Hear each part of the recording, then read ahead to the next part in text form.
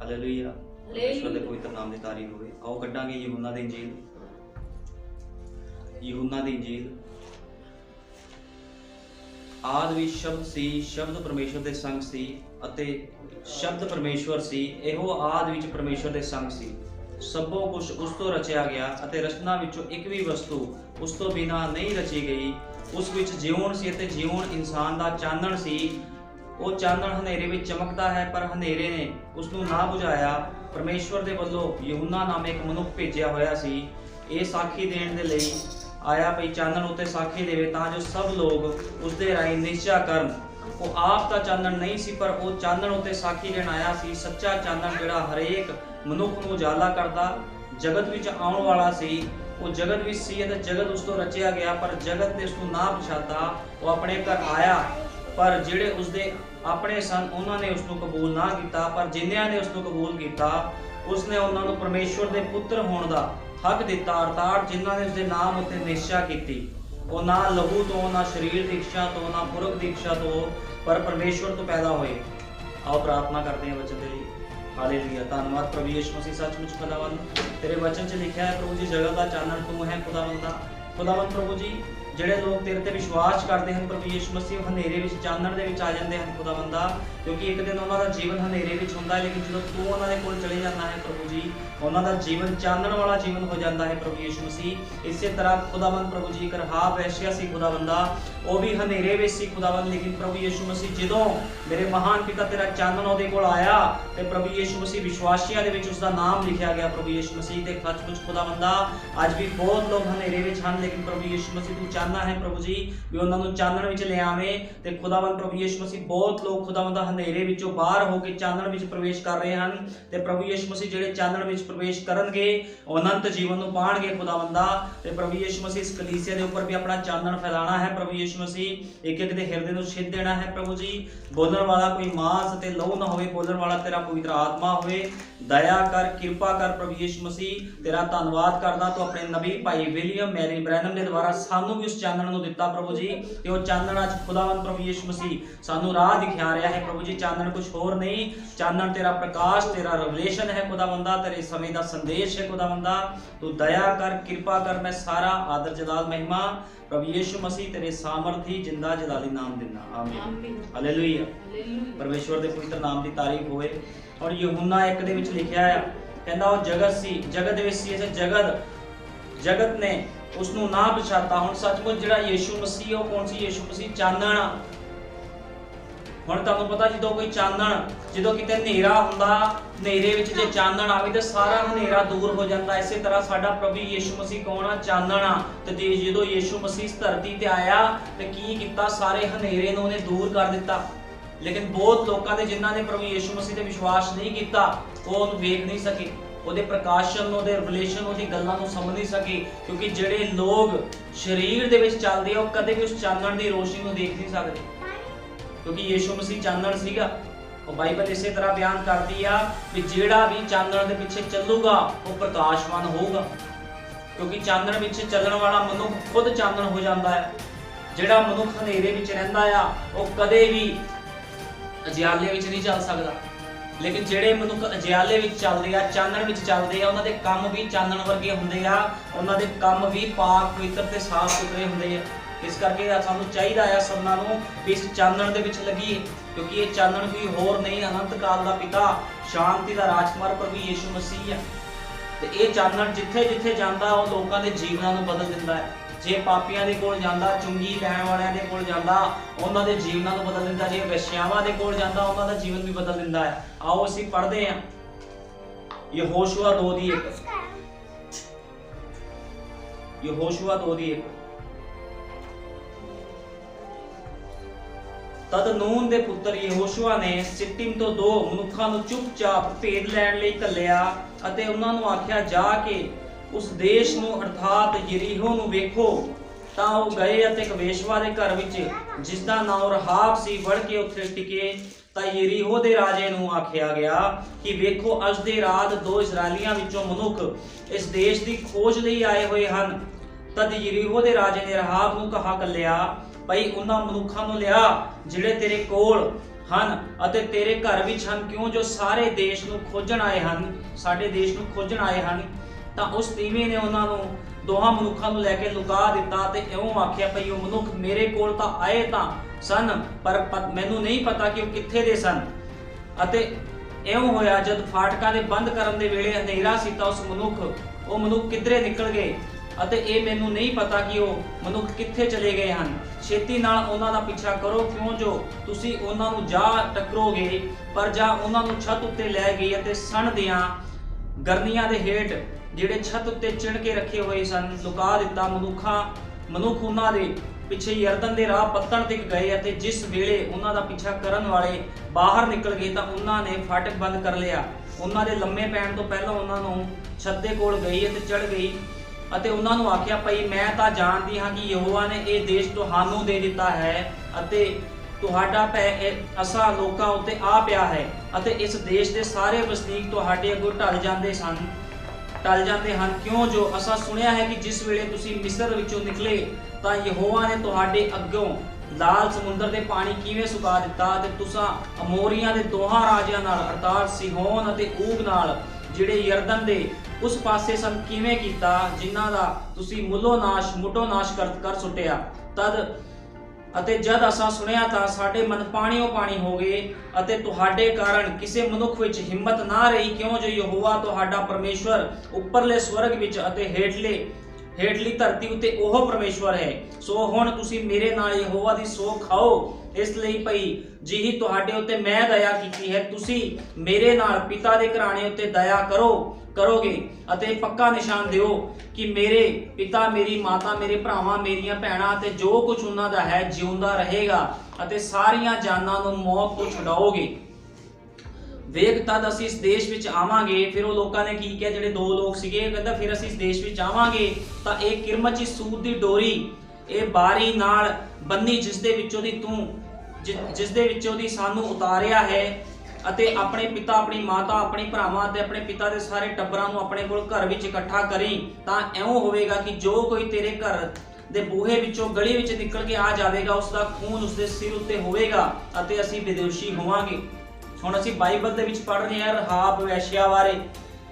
ਹੁਣ ਜਿਹੜਾ ਯਹੋਸ਼ੂਆ ਸੀਗਾ ਉਹਨੇ ਯਰੀਹੋ ਦੇ ਸ਼ਹਿਰ ਦੇ ਵਿੱਚ ਦੋ ਮਨੁੱਖਾਂ ਨੂੰ ਭੇਜਿਆ।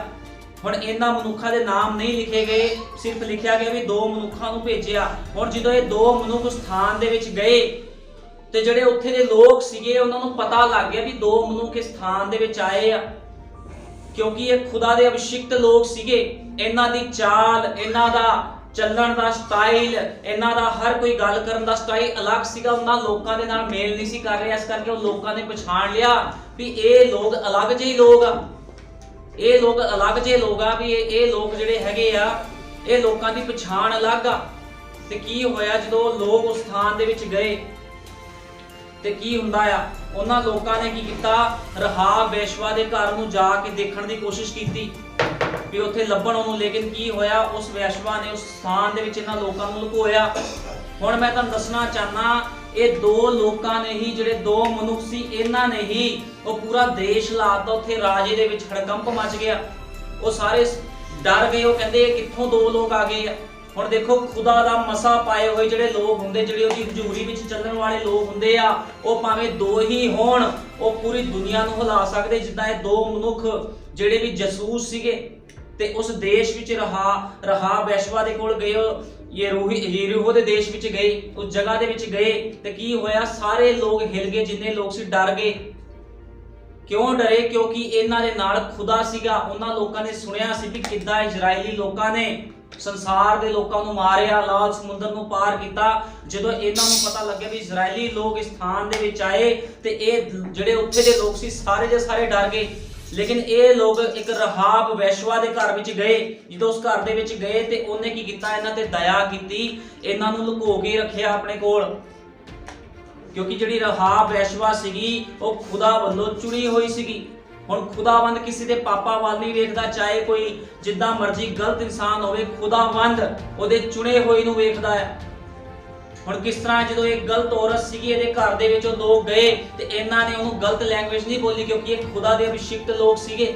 ਇਹਨਾਂ ਨੇ ਉਸ ਔਰਤ ਨੂੰ ਭੈਣ ਕਰਕੇ ਬੁਲਾਇਆ ਹੋਵੇਗਾ ਉਸਨੂੰ ਕਿਹਾ ਹੋਣਾ ਭੈਣ ਜੀ ਅਸੀਂ ਕੀ ਤੇਰੇ ਘਰ 'ਚ ਲੁਕ ਸਕਦੇ? ਉਹਨੇ ਕਿਹਾ ਵੀ ਹਾਂ ਤੁਸੀਂ ਮੇਰੇ ਘਰ 'ਚ ਆ ਸਕਦੇ ਹੋ। ਜਦੋਂ ਘਰ ਦੇ ਵਿੱਚ ਲੁਕੋਇਆ ਤੇ ਇਹਨਾਂ ਨੇ ਬੜੀ ਰਿਸਪੈਕਟ ਦੇ ਨਾਲ ਉਸ ਦੇ ਨਾਲ ਗੱਲ ਕੀਤੀ, ਕਿਉਂਕਿ ਖੁਦਾ ਦੇ ਲੋਕ ਗਲਤ ਲੋਕਾਂ ਨੂੰ ਵੀ ਉਸ ਲੈਂਗੁਏਜ ਨਾਲ ਗੱਲ ਨਹੀਂ ਕਰਦੇ, ਉਸ ਨੂੰ ਇੱਜ਼ਤ ਦੇ ਕੇ ਗੱਲ ਕਰਦੇ ਹਮੇਸ਼ਾ ਖੁਦਾ ਦੇ ਲੋਕ। ਇਹ ਖੁਦਾ ਦੇ ਲੋਕਾਂ ਦੀ ਨਿਸ਼ਾਨੀ ਹੁੰਦੀ ਆ।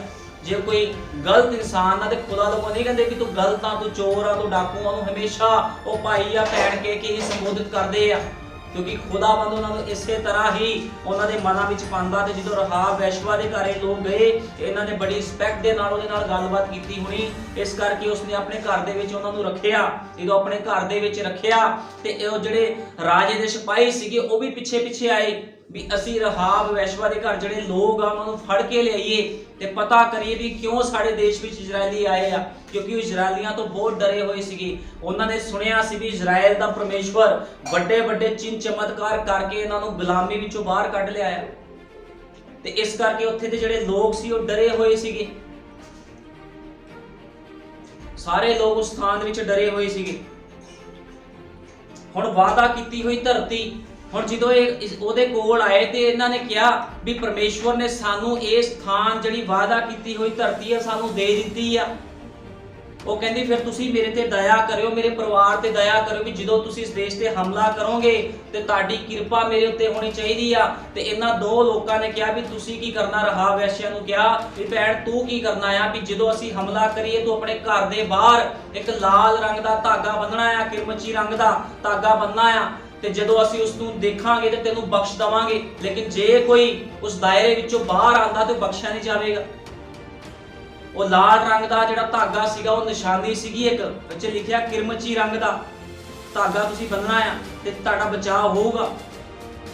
ਕਹਿੰਦਾ ਜਦ ਅਸੀਂ ਇਸ ਦੇਸ਼ ਵਿੱਚ ਆਵਾਂਗੇ ਤਾਂ ਇਸ ਕਿਰਮਚੀ ਸੂਤ ਦੀ ਡੋਰੀ ਇਸ ਬਾਰੀ ਨਾਲ ਬੰਨੀ ਜਿਸ ਵਿੱਚੋਂ ਸਾਨੂੰ ਉਤਾਰਿਆ ਹੈ। ਕਹਿੰਦਾ ਕਿਰਮਚੀ ਮਤਲਬ ਲਾਲ ਰੰਗ ਦੀ ਤੂੰ ਇੱਕ ਡੋਰੀ ਬੰਨਣੀ ਆ। ਇਹ ਖੁਦਾ ਦਾ ਲਹੂ ਨੂੰ ਦਰਸਾਉਂਦਾ ਲਾਲ ਰੰਗ ਵੀ ਜਿਹੜਾ ਉਹਨੇ ਆਪਣੇ ਲੋਕਾਂ ਦੇ ਲਈ ਵਹਾਇਆ। ਜਿਹੜੇ ਲੋਕ ਆ ਜਿਹਦੇ ਲਹੂ ਦੇ ਥੱਲੇ ਆ ਉਹ ਬਚਾਏ ਜਾਣਗੇ। ਉਹਨਾਂ ਦੇ ਉੱਪਰ ਕੋਈ ਵਬਾ, ਕੋਈ ਬਿਮਾਰੀ ਦਾ, ਕੋਈ ਵੀ ਸ਼ੈਤਾਨ ਦੀ ਸ਼ਕਤੀ ਦਾ ਕੋਈ ਅਟੈਕ ਨਹੀਂ ਹੋਵੇਗਾ। ਉਹ ਲੋਕ ਬਚਾਏ ਜਾਣਗੇ। ਲੇਕਿਨ ਜਦੋਂ ਕੋਈ ਬੰਦਾ ਉਸ ਲਹੂ ਦੇ ਹੇਠਾਂ, ਉਸ ਲਹੂ ਤੋਂ ਬਾਹਰ ਚਲੇ ਜਾਂਦਾ ਹੈ, ਉਸ ਲਹੂ ਨੂੰ ਛੱਡ ਕੇ, ਉਸ ਦੀ ਹਜ਼ੂਰੀ ਨੂੰ ਛੱਡ ਕੇ ਬਾਹਰ ਜਾਂਦਾ ਤੇ ਉਹ ਮੁਸੀਬਤਾਂ ਤੇ ਤੰਗੀਆਂ ਦੇ ਵਿੱਚ ਪੈਂਦਾ। ਇਸੇ ਤਰ੍ਹਾਂ ਇਸ ਵੈਸ਼ਵਾ ਨੂੰ ਕਿਹਾ ਸੀਗਾ ਵੀ ਤੂੰ ਇਸ ਦਾਇਰੇ ਦੇ ਵਿੱਚ ਰਹਿਣਾ, ਤੇਰੇ ਲੋਕ ਇੱਕ ਕਮਰੇ ਵਿੱਚ ਰਹਿਣ ਜਿੱਥੇ ਲਾਲ ਕਿਰਮਚੀ ਰੰਗ ਦਾ ਉਹ ਡੋਰੀ ਬੰਨੀ ਗਈ ਆ। ਕੋਈ ਵੀ ਉਸ ਕਮਰੇ ਵਿੱਚੋਂ, ਉਸ ਰੂਮ ਦੇ ਵਿੱਚੋਂ ਬਾਹਰ ਨਾ ਆਵੇ ਜਦੋਂ ਅਸੀਂ ਇਸ ਦੇਸ਼ ਤੇ ਹਮਲਾ ਕਰਾਂਗੇ। ਹੁਣ ਤੁਹਾਨੂੰ ਪਤਾ ਜਿਹੜੇ ਦੇਸ਼ ਜੋ ਹਮਲਾ ਕਰਨ ਵਾਲੇ ਸੀਗੇ ਉਹ ਬਹੁਤ ਵੱਡਾ ਦੇਸ਼ ਸੀਗਾ, ਬਹੁਤ ਵੱਡਾ ਦੇਸ਼ ਸੀਗਾ ਉਹ ਜਿੱਥੇ ਉਹਨਾਂ ਨੇ ਹਮਲਾ ਕਰਨਾ ਸੀਗਾ। ਲੇਕਿਨ ਕੀ ਹੋਇਆ? ਇਹਦੇ ਉੱਪਰ ਕਿਰਪਾ ਹੋਈ, ਇਹਦੇ ਉੱਪਰ ਕਿਰਪਾ ਹੋਈ। ਹੁਣ ਵਾਅਦਾ ਕੀਤੀ ਹੋਈ ਧਰਤੀ ਸੀਗੀ ਇਹ ਜਿਹੜੀ ਖੁਦਾ ਨੇ ਕਿਹਾ ਸੀ ਵੀ ਮੈਂ ਆਪਣੇ ਲੋਕਾਂ ਨੂੰ ਦਊਂਗਾ। ਹੁਣ ਵਾਅਦਾ ਕੀਤੀ ਹੋਈ ਧਰਤੀ ਦਾ ਮਤਲਬ ਆ ਪਵਿੱਤਰ ਆਤਮਾ ਦਾ ਬਪਤਿਸਮਾ। ਵਾਅਦਾ ਕੀਤੀ ਹੋਈ ਧਰਤੀ, ਜਦੋਂ ਵੀ ਕੋਈ ਮਨੁੱਖ ਆਪਣੇ ਪਾਪਾਂ ਤੋਂ ਫਿਰ ਕੇ ਪਵਿੱਤਰ ਆਤਮਾ ਦਾ ਬਪਤਿਸਮਾ ਪਾਉਂਦਾ ਆ ਉਹ ਵਾਅਦਾ ਕੀਤੀ ਹੋਈ ਧਰਤੀ ਤੇ ਪਹੁੰਚਦਾ ਆ। ਕਿਉਂਕਿ ਜੋ ਕੁਝ ਪੁਰਾਣੇ ਨਿਯਮ ਦੇ ਵਿੱਚ ਆ ਇਹ ਸਰੀਰ ਦੇ ਵਿੱਚ ਆ, ਇਹਨੂੰ ਹੀ ਅਸੀਂ ਆਤਮਾ ਦੇ ਵਿੱਚ ਲੈ ਕੇ ਜਾਂਦੇ ਆ, ਕਿਉਂਕਿ ਇਹ ਸਾਰਾ ਇੱਕ ਸਰੀਰਕ ਪੈਟਰਨ ਆ। ਉਸ ਧਾਗੇ ਨੂੰ ਬੰਨਣਾ ਤੇ ਬਚਾਅ ਹੋਣਾ, ਇਹਨੂੰ ਜੇ ਅਸੀਂ ਆਤਮਿਕ ਪੈਟਰਨ ਦੇ ਨਾਲ ਲੈਂਦੇ ਆ ਤੇ ਜਿਹਦੇ ਉੱਪਰ ਖੁਦਾ ਦਾ ਲਹੂ ਲੱਗਾ, ਜਿਹੜਾ ਪਵਿੱਤਰ ਆਤਮਾ ਦੇ ਮੋਹਰ ਦੇ ਹੇਠਾਂ ਉਹਦਾ ਬਚਾਅ ਹੋਵੇਗਾ। ਹੁਣ ਜਿਹੜੀ ਰਹਾਬ ਵੈਸ਼ਵਾ ਸੀਗੀ ਇੱਕ ਟੋਕਨ ਦੇ ਥੱਲੇ ਸੀਗੀ, ਇਹਨੂੰ ਇੱਕ ਟੋਕਨ ਦਿੱਤਾ ਗਿਆ ਸੀਗਾ ਵੀ ਇਹ ਰੰਗ ਧਾਗਾ ਤੋਂ ਬੰਨਣਾ ਹੈ, ਇਸ ਧਾਗੇ ਤੋਂ, ਇਸ ਧਾਗੇ ਦੇ ਨਾਲ ਤੇਰੇ ਘਰ ਦੀ, ਤੇਰੇ ਪਰਿਵਾਰ ਦੀ ਰੱਖਿਆ ਹੋਵੇਗੀ। ਇਸੇ ਤਰ੍ਹਾਂ ਖੁਦਾਵੰਦ ਨੇ ਅੱਜ ਪਵਿੱਤਰ ਆਤਮਾ ਦਾ ਬਪਤਿਸਮਾ ਰੱਖਿਆ। ਜਿਹੜਾ ਵੀ ਪ੍ਰਭੂ ਯਿਸੂ ਮਸੀਹ ਦੇ ਨਾਮ 'ਚ ਬਪਤਿਸਮਾ ਲਵੇਗਾ ਉਹ ਬਚਾਇਆ ਜਾਵੇਗਾ, ਉਹ ਮਨੁੱਖ ਉਸ ਲਹੂ ਦੇ ਥੱਲੇ ਹੋਵੇਗਾ। ਇਸ ਕਰਕੇ ਨਬੀ ਕਹਿੰਦਾ ਵਾਅਦਾ ਕੀਤੀ ਹੋਈ ਧਰਤੀ ਦਾ ਮਤਲਬ ਪਵਿੱਤਰ ਆਤਮਾ ਦਾ ਬਪਤਿਸਮਾ ਆ। ਇਸ ਕਰਕੇ ਕਿਹਾ ਜਾਂਦਾ ਆ ਆਪਣੇ ਆਪਣੇ ਗੁਨਾਹ ਪਾਪਾਂ ਤੋਂ ਫਿਰੋ ਤੇ ਪ੍ਰਭੂ ਯਿਸੂ ਮਸੀਹ ਦੇ ਨਾਮ ਵਿੱਚ ਬਪਤਿਸਮਾ ਲਓ, ਕਿਉਂਕਿ ਯਿਸੂ ਮਸੀਹ ਉਹ ਨਾਮ ਆ ਜਿਹੜਾ ਜੀਵਨ ਦਿੰਦਾ ਆ। ਹੁਣ ਉਹਨੇ ਕਿਹਾ ਸੀ ਮੈਂ ਜਗਤ ਦਾ ਚਾਨਣ। ਹੁਣ ਯਿਸੂ ਮਸੀਹ ਜਗਤ ਦਾ ਚਾਨਣ, ਇਹਦਾ ਮਤਲਬ ਸੰਸਾਰ 'ਚ ਹਨੇਰਾ ਸੀਗਾ, ਹਨੇਰੇ ਦੇ ਵਿੱਚ ਚਾਨਣ ਦਾ ਆਉਣਾ ਬਹੁਤ ਜ਼ਰੂਰੀ ਸੀਗਾ। ਤੁਹਾਨੂੰ ਪਤਾ ਜਿੱਥੇ ਵੀ ਘੁੱਪ ਹਨੇਰਾ ਹੋਵੇ ਉੱਥੇ ਭਾਵੇਂ ਇੱਕ ਜੁਗਨੂ ਵੀ ਜਾਵੇ ਤਾਂ ਲੋਕੀ ਕਹਿੰਦੇ ਦੇਖੋ ਜੁਗਨੂ ਚਮਕ ਰਿਹਾ, ਕਿਉਂਕਿ ਉਹ 'ਚ ਲਾਈਟ ਹੁੰਦੀ ਹੈ। ਇਸੇ ਤਰ੍ਹਾਂ ਖੁਦਾ ਦੇ ਲੋਕ ਇਹ ਜਿਹੜਾ ਸੰਸਾਰ ਆ ਪੂਰਾ ਹਨੇਰ ਦੇ ਨਾਲ ਭਰਿਆ ਹੋਇਆ ਆ। ਪੂਰੇ ਸੰਸਾਰ 'ਚ ਹਨੇਰਾ ਆ, ਲੋਕਾਂ ਨੂੰ ਕੁਝ ਨਹੀਂ ਦਿਖ ਰਿਹਾ ਵੀ ਕੀ ਸੰਸਾਰ 'ਚ ਹੋ ਰਿਹਾ। ਲੋਕੀ ਪਾਪ ਕਰ ਰਹੇ ਆ, ਗਲਤੀਆਂ ਕਰ ਰਹੇ ਆ, ਹਰ ਇੱਕ ਕੰਮ ਕਰ ਰਹੇ ਆ। ਲੇਕਿਨ ਖੁਦਾਵੰਦ ਉਹ ਚਾਨਣ, ਜਿਹੜਾ ਵੀ ਚਾਨਣ ਦੇ ਪਿੱਛੇ ਚੱਲੇਗਾ ਉਹ ਬਚਾਇਆ ਜਾਵੇਗਾ। क्योंकि चानण कोई होर नहीं, चानण खुद प्रभु यीशु मसीह है। ਹੁਣ ਅਸੀਂ ਦੇਖਦੇ ਹਾਂ ਵੀ ਜਿਹੜੀ ਰਹਾਬ ਵੈਸ਼ਵਾ ਸੀਗੀ ਉਹ ਇੱਕ ਗਲਤ ਔਰਤ ਸੀਗੀ, ਉਹਨੂੰ ਉਸ ਦੇਸ਼ 'ਚ ਗਲਤ ਨਿਗਾਹਾਂ ਦੇ ਨਾਲ, ਗਲਤ ਤਰੀਕੇ ਦੇ ਨਾਲ ਉਹਨੂੰ ਬੁਲਾਇਆ ਜਾਂਦਾ ਸੀਗਾ। ਲੇਕਿਨ ਮੈਂ ਤੁਹਾਨੂੰ ਦੱਸਣਾ ਚਾਹੁੰਦਾ ਵੀ ਉਹ ਇੱਕ ਹਨੇਰੇ ਦੇ ਵਿੱਚ ਸੀਗੀ, ਇੱਕ ਹਨੇਰੇ ਦੇ ਵਿੱਚ ਸੀ, ਉਹ ਰਾਤ ਦੀ ਰਾਣੀ ਸੀਗੀ। ਕਿਉਂਕਿ ਜਿੰਨੇ ਵੀ ਗਲਤ ਕੰਮ ਇਸ ਸੰਸਾਰ ਦੇ ਵਿੱਚ ਹੁੰਦੇ ਸਭ ਰਾਤ ਨੂੰ ਹੁੰਦੇ ਆ। ਸਮਗਲਿੰਗ ਰਾਤ ਨੂੰ ਹੁੰਦੀ ਆ, ਜਿਹੜੇ ਵੈਸ਼ਿਆਵਾਂ ਕੰਮ ਕਰਦੀਆਂ ਗਲਤ ਕੰਮ ਰਾਤ ਨੂੰ ਹੁੰਦੇ, ਚੋਰੀਆਂ ਰਾਤ ਨੂੰ ਹੁੰਦੀਆਂ, ਜਿੰਨੇ ਗਲਤ ਕੰਮ ਆ ਸਭ ਰਾਤ ਨੂੰ ਹੁੰਦੇ ਆ। ਲੇਕਿਨ ਇਸ ਰਾਤ ਤੋਂ ਬਾਅਦ ਇੱਕ ਸਵੇਰ ਵੀ ਆ, ਇੱਕ ਸਵੇਰ ਪ੍ਰਭੂ ਯੀਸ਼ੂ ਮਸੀਹ ਹੈ। ਲੇਕਿਨ ਰਾਤ ਨੂੰ ਸਭ ਗਲਤ ਕੰਮ ਹੁੰਦੇ ਆ। ਇਸ ਕਰਕੇ ਜਿਹੜੀ ਇਹ ਰਹਾਬ ਵੈਸ਼ਵਾ ਸੀਗੀ, ਇਹਨੂੰ ਰਾਤ ਦੀ ਰਾਣੀ, ਇੱਕ ਕਵੀ ਸੀ ਉਹਨੇ ਇਹਨੂੰ ਰਾਤ ਦੀ ਰਾਣੀ ਕਿਹਾ। ਕਹਿੰਦਾ ਰਾਤ ਦੀ ਰਾਣੀ ਸੀਗੀ ਕਿਉਂਕਿ ਰਾਤ ਨੂੰ ਸਰ ਜਿੰਨੇ ਵੀ ਗਲਤ ਕੰਮ ਹੋ ਰਹੇ ਆ ਸਭ ਦੇ ਸਭ ਕਦੋਂ ਹੋ ਰਹੇ ਆ? ਰਾਤ ਨੂੰ ਹੋ ਰਹੇ ਆ। ਹੁਣ ਰਾਤ ਇੰਨੀ ਭਿਆਨਕ ਹੁੰਦੀ ਹੈ, ਰਾਤ ਨੂੰ ਵੱਡੇ ਵੱਡੇ ਗਲਤ ਕੰਮ ਹੁੰਦੇ ਆ। ਹਰ ਕਤਲ ਕਰਨ ਵਾਲੇ ਕਤਲ ਵੀ ਰਾਤ ਨੂੰ ਕਰਦੇ, ਬਹੁਤ ਕੁਝ ਰਾਤ ਦੇ ਪਰਦੇ ਵਿੱਚ ਹੁੰਦਾ ਆ। ਇਸੇ ਤਰ੍ਹਾਂ ਇਹ ਰਹਾਬ ਵੈਸ਼ਵਾ ਵੀ ਰਾਤ ਦੇ ਵਿੱਚ ਸੀਗੀ, ਰਾਤ ਦੀ ਰਾਣੀ ਸੀਗੀ। ਲੇਕਿਨ ਕੀ ਹੋਇਆ? ਖੁਦਾ ਦੀ ਵੱਡੀ ਕਿਰਪਾ ਇਹਦੇ ਉੱਪਰ ਹੋਈ ਕਿਉਂਕਿ ਇਹਨੇ ਖੁਦਾ ਦੇ ਲੋਕਾਂ ਦਾ ਆਦਰ ਕੀਤਾ ਸੀਗਾ। ਖੁਦਾ ਦੇ ਲੋਕਾਂ ਦਾ ਆਦਰ ਕੀਤਾ ਤੇ ਖੁਦਾ ਦੇ ਲੋਕਾਂ ਨੇ ਵੀ ਫਿਰ ਛੱਡਿਆ ਨਹੀਂ ਇਹਨੂੰ ਕਿਹਾ ਵੀ ਅਸੀਂ ਤੇਰੇ ਤੇ ਤੇਰੇ ਘਰਾਣੇ ਤੇ ਦਇਆ ਕਰਾਂਗੇ, ਲੇਕਿਨ ਸ਼ਰਤ ਇਹ ਆ ਤੂੰ ਦਾਇਰੇ ਦੇ ਵਿੱਚ ਰਹਿਣਾ ਹੈ। ਅੱਜ ਪ੍ਰਭੂ ਯੀਸ਼ੂ ਮਸੀਹ ਵੀ ਦਇਆ ਕਰਦਾ ਲੋਕਾਂ ਤੇ, ਚਾਹੇ ਕੋਈ ਹਨੇਰੇ ਵਿੱਚ ਆ, ਪਾਪ ਦੇ ਵਿੱਚ ਆ, ਚਾਹੇ ਕੋਈ ਬੇਵਿਚਾਰ ਦੇ ਵਿੱਚ ਆ, ਨਸ਼ਿਆਂ ਦੇ ਵਿੱਚ ਆ, ਖੁਦਾਵੰਦ ਵੀ ਉਹਨਾਂ ਤੇ ਦਇਆ ਕਰਦਾ। ਕਿਉਂਕਿ ਖੁਦਾਵੰਦ ਕਿਹੜੇ ਲੋਕਾਂ ਵਾਸਤੇ ਆਇਆ? ਖੁਦਾਵੰਦ ਉਹ ਲੋਕਾਂ ਵਾਸਤੇ ਆਇਆ ਜਿਹੜੇ ਪਾਪ ਦੇ ਵਿੱਚ ਆ। ਖੁਦਾਵੰਦ ਨਰੋਇਆ ਵਾਸਤੇ ਨਹੀਂ ਆਇਆ, ਕਿਉਂਕਿ ਡਾਕਟਰ ਦੀ ਲੋੜ ਨਰੋਏ ਬੰਦਿਆਂ ਨੂੰ ਨਹੀਂ ਹੁੰਦੀ, ਡਾਕਟਰ ਦੀ ਲੋੜ ਮਰੀਜ਼ਾਂ ਨੂੰ ਹੁੰਦੀ ਜਿਹੜੇ ਬਿਮਾਰ ਹੁੰਦੇ ਆ। ਅੱਜ ਬਹੁਤ ਲੋਕ ਬਿਮਾਰ ਆ, ਮਾਨਸਿਕ ਰੂਪ ਦੇ ਨਾਲ ਲੋਕ ਬਿਮਾਰ ਆ। ਜੇ ਸਰੀਰਕ ਤੌਰ ਤੇ ਨਹੀਂ ਲਗਾਉਂਦੇ ਅਸੀਂ, ਮਾਨਸਿਕ ਰੂਪ ਦੇ ਨਾਲ ਵੀ ਲੋਕ ਬਿਮਾਰ ਆ। ਸਰੀਰਕ ਤਾਂ ਹੈ ਹੀ ਹੈ, ਅੰਦਰੂਨੀ ਤੌਰ ਤੇ, ਆਤਮਿਕ ਤੌਰ ਤੇ ਵੀ ਲੋਕ ਬਿਮਾਰ ਆ। ਤੇ ਪ੍ਰਭੂ ਯੀਸ਼ੂ ਮਸੀਹ ਉਹਨਾਂ ਲੋਕਾਂ ਵਾਸਤੇ ਆਇਆ ਜਿਹੜੇ ਭਟਕੇ ਹੋਏ ਆ, ਜਿਨ੍ਹਾਂ ਨੂੰ ਪਤਾ ਨਹੀਂ ਆ ਵੀ ਖੁਦਾਵੰਦ ਕੌਣ ਆ। ਅੱਜ ਬਹੁਤ ਲੋਕ ਅਲੱਗ ਪਰਮੇਸ਼ਵਰਾਂ ਦੀ ਉਪਾਸਨਾ ਕਰਦੇ ਆ। ਉਹ ਕਹਿੰਦੇ ਸਾਡਾ ਰੱਬ ਆ, ਸਾਡਾ ਰੱਬ ਆ। ਲੇਕਿਨ ਮੈਂ ਤੁਹਾਨੂੰ ਦੱਸਣਾ ਚਾਹੁੰਦਾ ਪਰਮੇਸ਼ਵਰ ਉਹੀ ਹੈ ਜਿਹੜਾ ਆਵਾਜ਼ ਨੂੰ ਸੁਣਦਾ, ਜਿਹੜਾ ਜਵਾਬ ਦਿੰਦਾ ਆ। ਉਹੀ ਜਿਉਂਦਾ ਖੁਦਾ ਹੁੰਦਾ ਹੈ, ਜਿਹੜਾ ਗੱਲਬਾਤ ਕਰਦਾ ਆਪਣੇ ਲੋਕਾਂ ਦੇ ਨਾਲ, ਜਿਹੜਾ ਪ੍ਰਾਰਥਨਾਵਾਂ ਨੂੰ ਸੁਣਦਾ। ਜਦੋਂ ਯੀਸ਼ੂ ਮਸੀਹ ਦੇ ਨਾਮ ਦੇ ਵਿੱਚ ਕਿਹਾ ਜਾਂਦਾ ਦੁਸ਼ਟ ਆਤਮੇ ਨਿਕਲਣ, ਲੰਗੜੇ ਚੱਲਣ, ਅੰਨੇ ਸਹੀ ਹੋਣ, ਤੇ ਉਸੇ ਤਰ੍ਹਾਂ ਹੁੰਦਾ ਹੈ, ਉਸੇ ਤਰ੍ਹਾਂ ਹੁੰਦਾ। ਕਿਉਂਕਿ ਖੁਦਾਵੰਦ ਪ੍ਰਗਟਾਵਾ ਕਰਦਾ ਵੀ ਮੈਂ ਜਗਤ ਦਾ ਚਾਨਣ ਆ, ਤੇ ਪ੍ਰਭੂ ਯੀਸ਼ੂ ਮਸੀਹ ਜਗਤ ਦਾ ਚਾਨਣ ਆ। ਤੇ ਇਸੇ ਤਰ੍ਹਾਂ ਜਿਹੜੀ ਰਹਾਬ ਵੈਸ਼ਿਆ ਸੀਗੀ, ਇੱਕ ਹਨੇਰੇ ਵਿੱਚ ਸੀ ਤੇ ਇਹਦੇ ਕੋਲ ਕੀ ਆਇਆ? ਚਾਨਣ ਆਇਆ ਰਹਾਬ ਵੈਸ਼ਵਾ ਦੇ ਕੋਲ, ਤੇ ਇਹਦੇ ਉੱਪਰ ਦਇਆ ਕੀਤੀ ਗਈ। ਜਦੋਂ ਹਮਲਾ ਕੀਤਾ ਗਿਆ ਇਸਰਾਇਲ ਵੱਲੋਂ ਤੇ ਕੀ ਹੋਇਆ? ਉਸ ਦੇਸ਼ ਦੇ ਵਿੱਚ ਪੂਰੀ ਜਿੰਨੇ ਲੋਕ ਸੀ ਸਭ ਤਬਾਹ ਕਰ ਦਿੱਤੇ ਗਏ, ਸਾਰਿਆਂ ਨੂੰ ਮਾਰ ਦਿੱਤਾ ਗਿਆ। ਲੇਕਿਨ ਰਹਾਬ ਵੈਸ਼ਿਆ ਤੇ ਉਹਦਾ ਪਰਿਵਾਰ ਬਚਾਇਆ ਗਿਆ। ਜਿਹੜੀ ਰਹਾਬ ਵੈਸ਼ਿਆ ਆ, ਇਹਦਾ ਜ਼ਿਕਰ ਬਾਈਬਲ ਦੇ ਵਿੱਚ ਵਿਸ਼ਵਾਸੀਆਂ ਦੇ ਵਿੱਚ ਆਇਆ ਹੈ। ਵਿਸ਼ਵਾਸ ਦੇ ਯੋਧੇ ਸੀ। ਇਬਰਾਨੀਆਂ ਕੱਢਾਂਗੇ, ਇਬਰਾਨੀਆਂ 11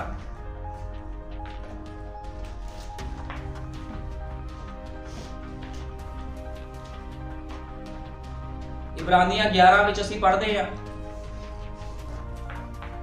ਇਬਰਾਨੀਆਂ 11 ਦੀ 31, ਇਬਰਾਨੀਆਂ 11 ਦੀ ਜੇ ਅਸੀਂ 31 ਪੜ੍ਹਦੇ ਹਾਂ 31, ਉਹ 'ਚ ਲਿਖਿਆ ਨਿਸ਼ਚਾ ਨਾਲ ਰਹਾਬ ਵੈਸ਼ਵਾ ਬੇਪ੍ਰਤੀਤਿਆਂ ਦੇ ਸੰਗ ਨਾਸ਼ ਨਾ ਹੋਈ, ਕਿਉਂ ਜੋ ਉਸਨੇ ਖੋਜੀਆਂ ਨੂੰ ਸੁਖ ਸ਼ਾਂਤ ਨਾਲ ਆਪਣੇ ਘਰ ਉਤਾਰਿਆ। ਹੁਣ ਦੇਖੋ ਇਹਦੀ ਹੈਡਿੰਗ 'ਚ ਲਿਖਿਆ ਨਿਸ਼ਚਾ ਦੇ ਸ਼ੂਰਵੀਰ। ਹੁਣ ਜਿਹੜੀ ਰਹਾਬ ਵੈਸ਼ਵਾ ਸੀਗੀ, ਇਹਦਾ ਨਾਮ ਨਿਸ਼ਚਾਵਾਨਾਂ ਦੇ ਵਿੱਚ ਆਇਆ, ਨਿਸ਼ਚਾ ਦੇ ਸ਼ੂਰਵੀਰ। ਕਿਉਂਕਿ ਬਾਈਬਲ ਬਿਆਨ ਕਰਦੇ ਨਿਸ਼ਚਾ ਨਾਲ ਰਹਾਬ ਵੈਸ਼ਿਆ ਨੇ ਬੇਪ੍ਰਤੀਤਿਆਂ ਦੇ ਸੰਗ ਨਾਸ਼ ਨਾ ਹੋਈ। ਜਿੰਨੇ ਲੋਕ ਬੇਪ੍ਰਤੀਤੇ ਸੀ ਉਹਨਾਂ ਨਾਲ ਨਾਸ਼ ਨਹੀਂ ਹੋਈ, ਸਗੋਂ ਬਚਾਈ ਗਈ, ਕਿਉਂਕਿ ਇਹਨੇ ਉਸ ਸਮੇਂ ਦੇ ਸੰਦੇਸ਼ ਦੇ ਉੱਪਰ ਵਿਸ਼ਵਾਸ ਕੀਤਾ ਸੀ। ਇਹਨੂੰ ਪਤਾ ਸੀਗਾ ਵੀ ਕਿੱਦਾਂ ਖੁਦਾਵੰਦ ਨੇ ਇਜ਼ਰਾਈਲੀ ਲੋਕਾਂ ਨੂੰ ਜਿੱਤ ਪ੍ਰਾਪਤ ਕੀਤੀ ਆ, ਜਿੱਤ ਦਿੱਤੀ ਆ, ਮਿਸਰ ਦੇ ਦੇਸ਼ ਨੂੰ ਨਾਸ਼ ਕੀਤਾ, ਹੋਰ ਜਿੰਨੇ ਦੇਸ਼ ਉਹਦੇ ਰਾਸਤੇ ਵਿੱਚ ਆਏ ਪ੍ਰਭੂ ਨੇ ਨਾਸ਼ ਕੀਤੇ। ਕਿਉਂਕਿ ਖੁਦਾਵੰਦ ਹਮੇਸ਼ਾ ਆਪਣੇ ਲੋਕਾਂ ਦੇ ਨਾਲ ਸੀਗਾ, ਹਮੇਸ਼ਾ ਉਹ ਆਪਣੇ ਲੋਕਾਂ ਦੇ ਨਾਲ ਕੰਮ ਕਰਦਾ ਆਇਆ ਸੀਗਾ। ਹੁਣ ਅਸੀਂ ਦੇਖਦੇ ਹਾਂ ਜਿਹੜੀ ਔਰਤ ਨੂੰ ਗਲਤ ਕਿਹਾ ਜਾ ਰਿਹਾ, ਇਸੇ ਔਰਤ ਤੇ ਖੁਦਾ ਨੇ ਦਇਆ ਕੀਤੀ। ਕਿਉਂ ਕੀਤੀ?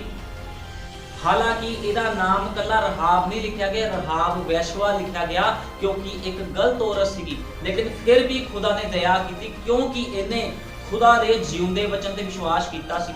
ਅੱਜ ਕੋਈ ਮਤਲਬ ਨਹੀਂ, ਕੋਈ ਮਨੁੱਖ ਜਿੰਨੀ ਮਰਜ਼ੀ ਗੰਦਗੀ ਵਿੱਚ ਹੋਵੇ, ਪਾਪ ਦੇ ਵਿੱਚ ਹੋਵੇ, ਜਦੋਂ ਕੋਈ ਮਨੁੱਖ ਕਹਿੰਦਾ ਆ ਪ੍ਰਭੂ ਯੀਸ਼ੂ ਮਸੀਹ ਵੀ ਮੈਂ ਆਪਣੇ ਗੁਨਾਹ ਪਾਪਾਂ ਨੂੰ ਮੰਨਦਾ ਆ, ਮੇਰੇ ਪਾਪਾਂ ਨੂੰ ਮਾਫ ਕਰ, ਤੇ ਪ੍ਰਭੂ ਦੇ ਪਾਪਾਂ ਨੂੰ ਮਾਫ ਕਰਦਾ।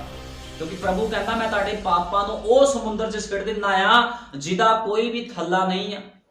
ਕੋਈ ਵੀ ਮਨੁੱਖ ਜਿਹੜਾ ਧਰਤੀ ਤੇ ਕੋਈ ਵੀ ਆਇਆ, ਕੋਈ ਵੀ ਕਿਸੇ ਦੇ ਪਾਪਾਂ ਨੂੰ ਮਾਫ ਨਹੀਂ ਕਰ ਸਕਦੇ। ਸਿਰਫ ਯੀਸ਼ੂ ਮਸੀਹ ਇੱਕ ਇਹੋ ਜਿਹਾ ਖੁਦਾ ਸੀਗਾ ਜਿਹੜਾ ਧਰਤੀ ਤੇ ਮਨੁੱਖ ਬਣ ਕੇ ਆਇਆ ਤੇ ਜਿਹਨੇ ਕੀ ਕੀਤਾ, ਲੋਕਾਂ ਦੇ ਗੁਨਾਹ ਪਾਪਾਂ ਦੀ ਖਾਤਰ ਆਪਣੀ ਜਾਨ ਦਿੱਤੀ। ਬਾਈਬਲ ਬਿਆਨ ਕਰਦੀ ਉਸਨੇ ਜਗਤ ਨੂੰ ਅਜਿਹਾ ਪ੍ਰੇਮ ਕੀਤਾ, ਆਪਣਾ ਇਕਲੌਤਾ ਪੁੱਤਰ ਦੇ ਦਿੱਤਾ। ਕਿਉਂਕਿ ਯਹੋਵਾ ਨੂੰ ਬੱਚੇ ਦੇ ਰੂਪ ਵਿੱਚ ਥੱਲੇ ਆਣਾ ਪਿਆ। ਜਿਹੜਾ ਯਹੋਵਾ ਮੂਸਾ ਦੇ ਨਾਲ ਚੱਲਦਾ ਸੀ, ਯਹੋਸ਼ੂਆ ਦੇ ਨਾਲ ਚੱਲਦਾ ਸੀ, ਅਦਨ ਦੇ ਬਾਗ ਦੇ ਵਿੱਚ ਆਦਮ ਤੇ ਹਵਾ ਦੇ ਨਾਲ ਗੱਲਾਂ ਕਰਦਾ ਸੀ, ਉਹੀ ਯਹੋਵਾ ਪਰਮੇਸ਼ਵਰ ਇੱਕ ਬੱਚੇ ਦੇ ਰੂਪ ਦੇ ਵਿੱਚ ਧਰਤੀ ਤੇ ਆਇਆ ਤੇ ਆਪਣਾ ਨਾਮ ਉਹਨੇ ਯੀਸ਼ੂ ਰੱਖਿਆ। ਤੇ ਲੋਕਾਂ ਨੇ ਕੀ ਕੀਤੀ, ਯੀਸ਼ੂ ਮਸੀਹ ਦੇ ਨਾਲ ਈਰਖਾ ਕੀਤੀ। ਉਹ ਕਹਿੰਦਾ ਸੀ ਮੈਂ ਜਗਤ ਦਾ ਚਾਨਣਾ, ਮੈਂ ਜੀਵਨ ਦੀ ਰੋਟੀ ਆ। ਕਹਿੰਦਾ ਜਿਹੜਾ ਮੈਨੂੰ ਖਾਵੇਗਾ ਉਹ ਕਦੇ ਵੀ ਭੁੱਖਾ ਨਹੀਂ ਰਹੇਗਾ, ਜਿਹੜਾ ਮੇਰੇ ਵਿੱਚੋਂ ਪੀਵੇਗਾ ਉਹ ਕਦੇ ਤਿਹਾਇਆ ਨਹੀਂ ਰਹੇਗਾ। ਹੁਣ ਬਾਈਬਲ ਇਹ ਵੀ ਬਿਆਨ ਕਰਦੀ ਮਨੁੱਖ ਕੇਵਲ ਰੋਟੀ ਦੇ ਨਾਲ ਨਹੀਂ, ਪਰਮੇਸ਼ਵਰ ਦੇ ਮੁਖ ਵਿੱਚੋਂ ਹਰ ਇੱਕ ਨਿਕਲੇ ਹੋਏ ਵਚਨ ਦੇ ਨਾਲ ਜਿਉਂਦਾ ਰਹੇਗਾ। ਕਿਉਂਕਿ ਖੁਦਾਵੰਦ ਜੀਵਨ ਦਿੰਦਾ ਆ। ਜੇ ਅੱਜ ਕੋਈ ਸੋਚਦਾ ਆ ਵੀ ਅਸੀਂ ਸਰੀਰਕ ਖਾਣੇ ਨਾਲ ਜਿਉਂਦੇ ਰਹਿੰਦੇ ਆ, ਨਹੀਂ, ਖੁਦਾਵੰਦ ਤੁਹਾਨੂੰ ਜਿਉਂਦਾ ਰੱਖਦਾ ਆ। ਖੁਦਾਵੰਦ ਦੀ ਸਾਮਰਥਾ, ਚਾਹੇ ਤੁਸੀਂ ਕੁਝ ਨਾ ਖਾਓ, ਤੁਸੀਂ ਤੁਹਾਨੂੰ ਤਾਂ ਵੀ ਜਿਉਂਦਾ ਰੱਖ ਸਕਦਾ ਆ। ਇਹ ਆਪਣੇ ਵਿਸ਼ਵਾਸ ਦੀ ਗੱਲ ਆ। ਵਿਸ਼ਵਾਸ ਦੇ ਦੁਆਰਾ ਸਭ ਕੁਝ ਸੰਭਵ ਆ। ਕਹਿੰਦਾ ਜੇ ਵਿਸ਼ਵਾਸ ਦੇ ਦੁਆਰਾ ਤੁਸੀਂ ਕਹੋਗੇ ਇਸ ਪਹਾੜ ਨੂੰ ਇੱਥੋਂ ਟਲ ਕੇ ਦੂਜੇ ਪਾਸੇ ਚਲਾ ਜਾ, ਤੇ ਉਸੇ ਤਰ੍ਹਾਂ ਹੋ ਜਾਵੇਗਾ। ਕਹਿੰਦਾ ਵਿਸ਼ਵਾਸ ਦੇ ਨਾਲ ਵੱਡੇ ਚੰਬੇ ਕੰਮ ਹੁੰਦੇ ਆ, ਲੇਕਿਨ ਵਿਸ਼ਵਾਸ ਕਰਨਾ ਕੀ ਤੇ ਵਿਸ਼ਵਾਸ ਸਾਨੂੰ ਚਾਨਣ ਤੇ ਕਰਨਾ ਪਵੇਗਾ।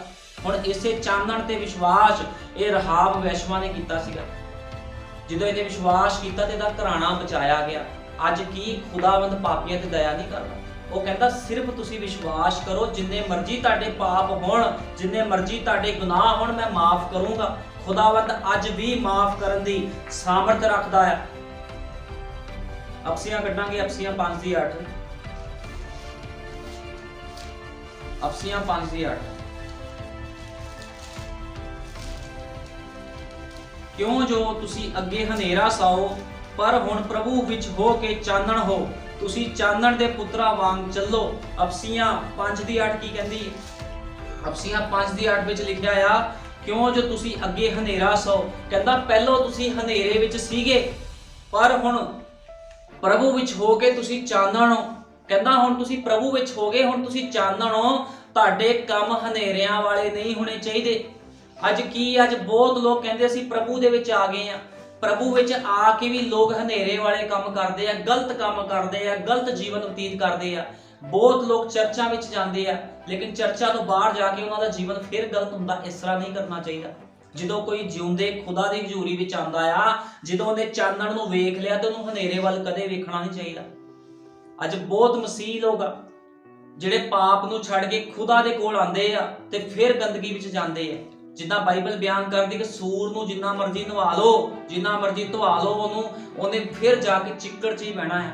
ਇਸ ਤਰ੍ਹਾਂ ਇਸ ਸੁਭਾਅ ਨੂੰ ਬਾਈਬਲ ਦਰਸਾਉਂਦੀ ਆ। ਬੰਦੇ ਨੂੰ ਨਹੀਂ ਸੂਰ ਕਿਹਾ ਗਿਆ, ਸੂਰ ਦਾ ਇੱਕ ਦ੍ਰਿਸ਼ਟਾਂਤ ਦਿੱਤਾ ਗਿਆ ਕਿ ਇੱਕ ਬੰਦੇ ਦਾ ਸੁਭਾਅ ਸੂਰ ਵਰਗਾ ਹੁੰਦਾ। ਉਹ ਗਲਤੀ ਗੁਨਾਹ ਤੋਂ ਮੁੜਦਾ ਆ, ਖੁਦਾ ਦੇ ਕੋਲ ਆਉਂਦਾ, ਲੇਕਿਨ ਫਿਰ ਸੰਸਾਰ ਵੱਲ ਦੇਖਦਾ, ਫਿਰ ਗੰਦਗੀ ਵੱਲ ਦੇਖਦਾ। ਕਹਿੰਦਾ ਸੰਸਾਰ ਬਹੁਤ ਸੋਹਣਾ। ਉਹ ਪ੍ਰਭੂ ਦੇ ਕੰਮਾਂ ਨੂੰ ਛੱਡ ਕੇ ਫਿਰ ਹਨੇਰੇ ਵਿੱਚ ਚਲਾ ਜਾਂਦਾ। ਲੇਕਿਨ ਖੁਦਾ ਦਾ ਵਚਨ ਕਹਿੰਦਾ ਹਨੇਰੇ ਵੱਲ ਨਾ ਦੇਖੋ।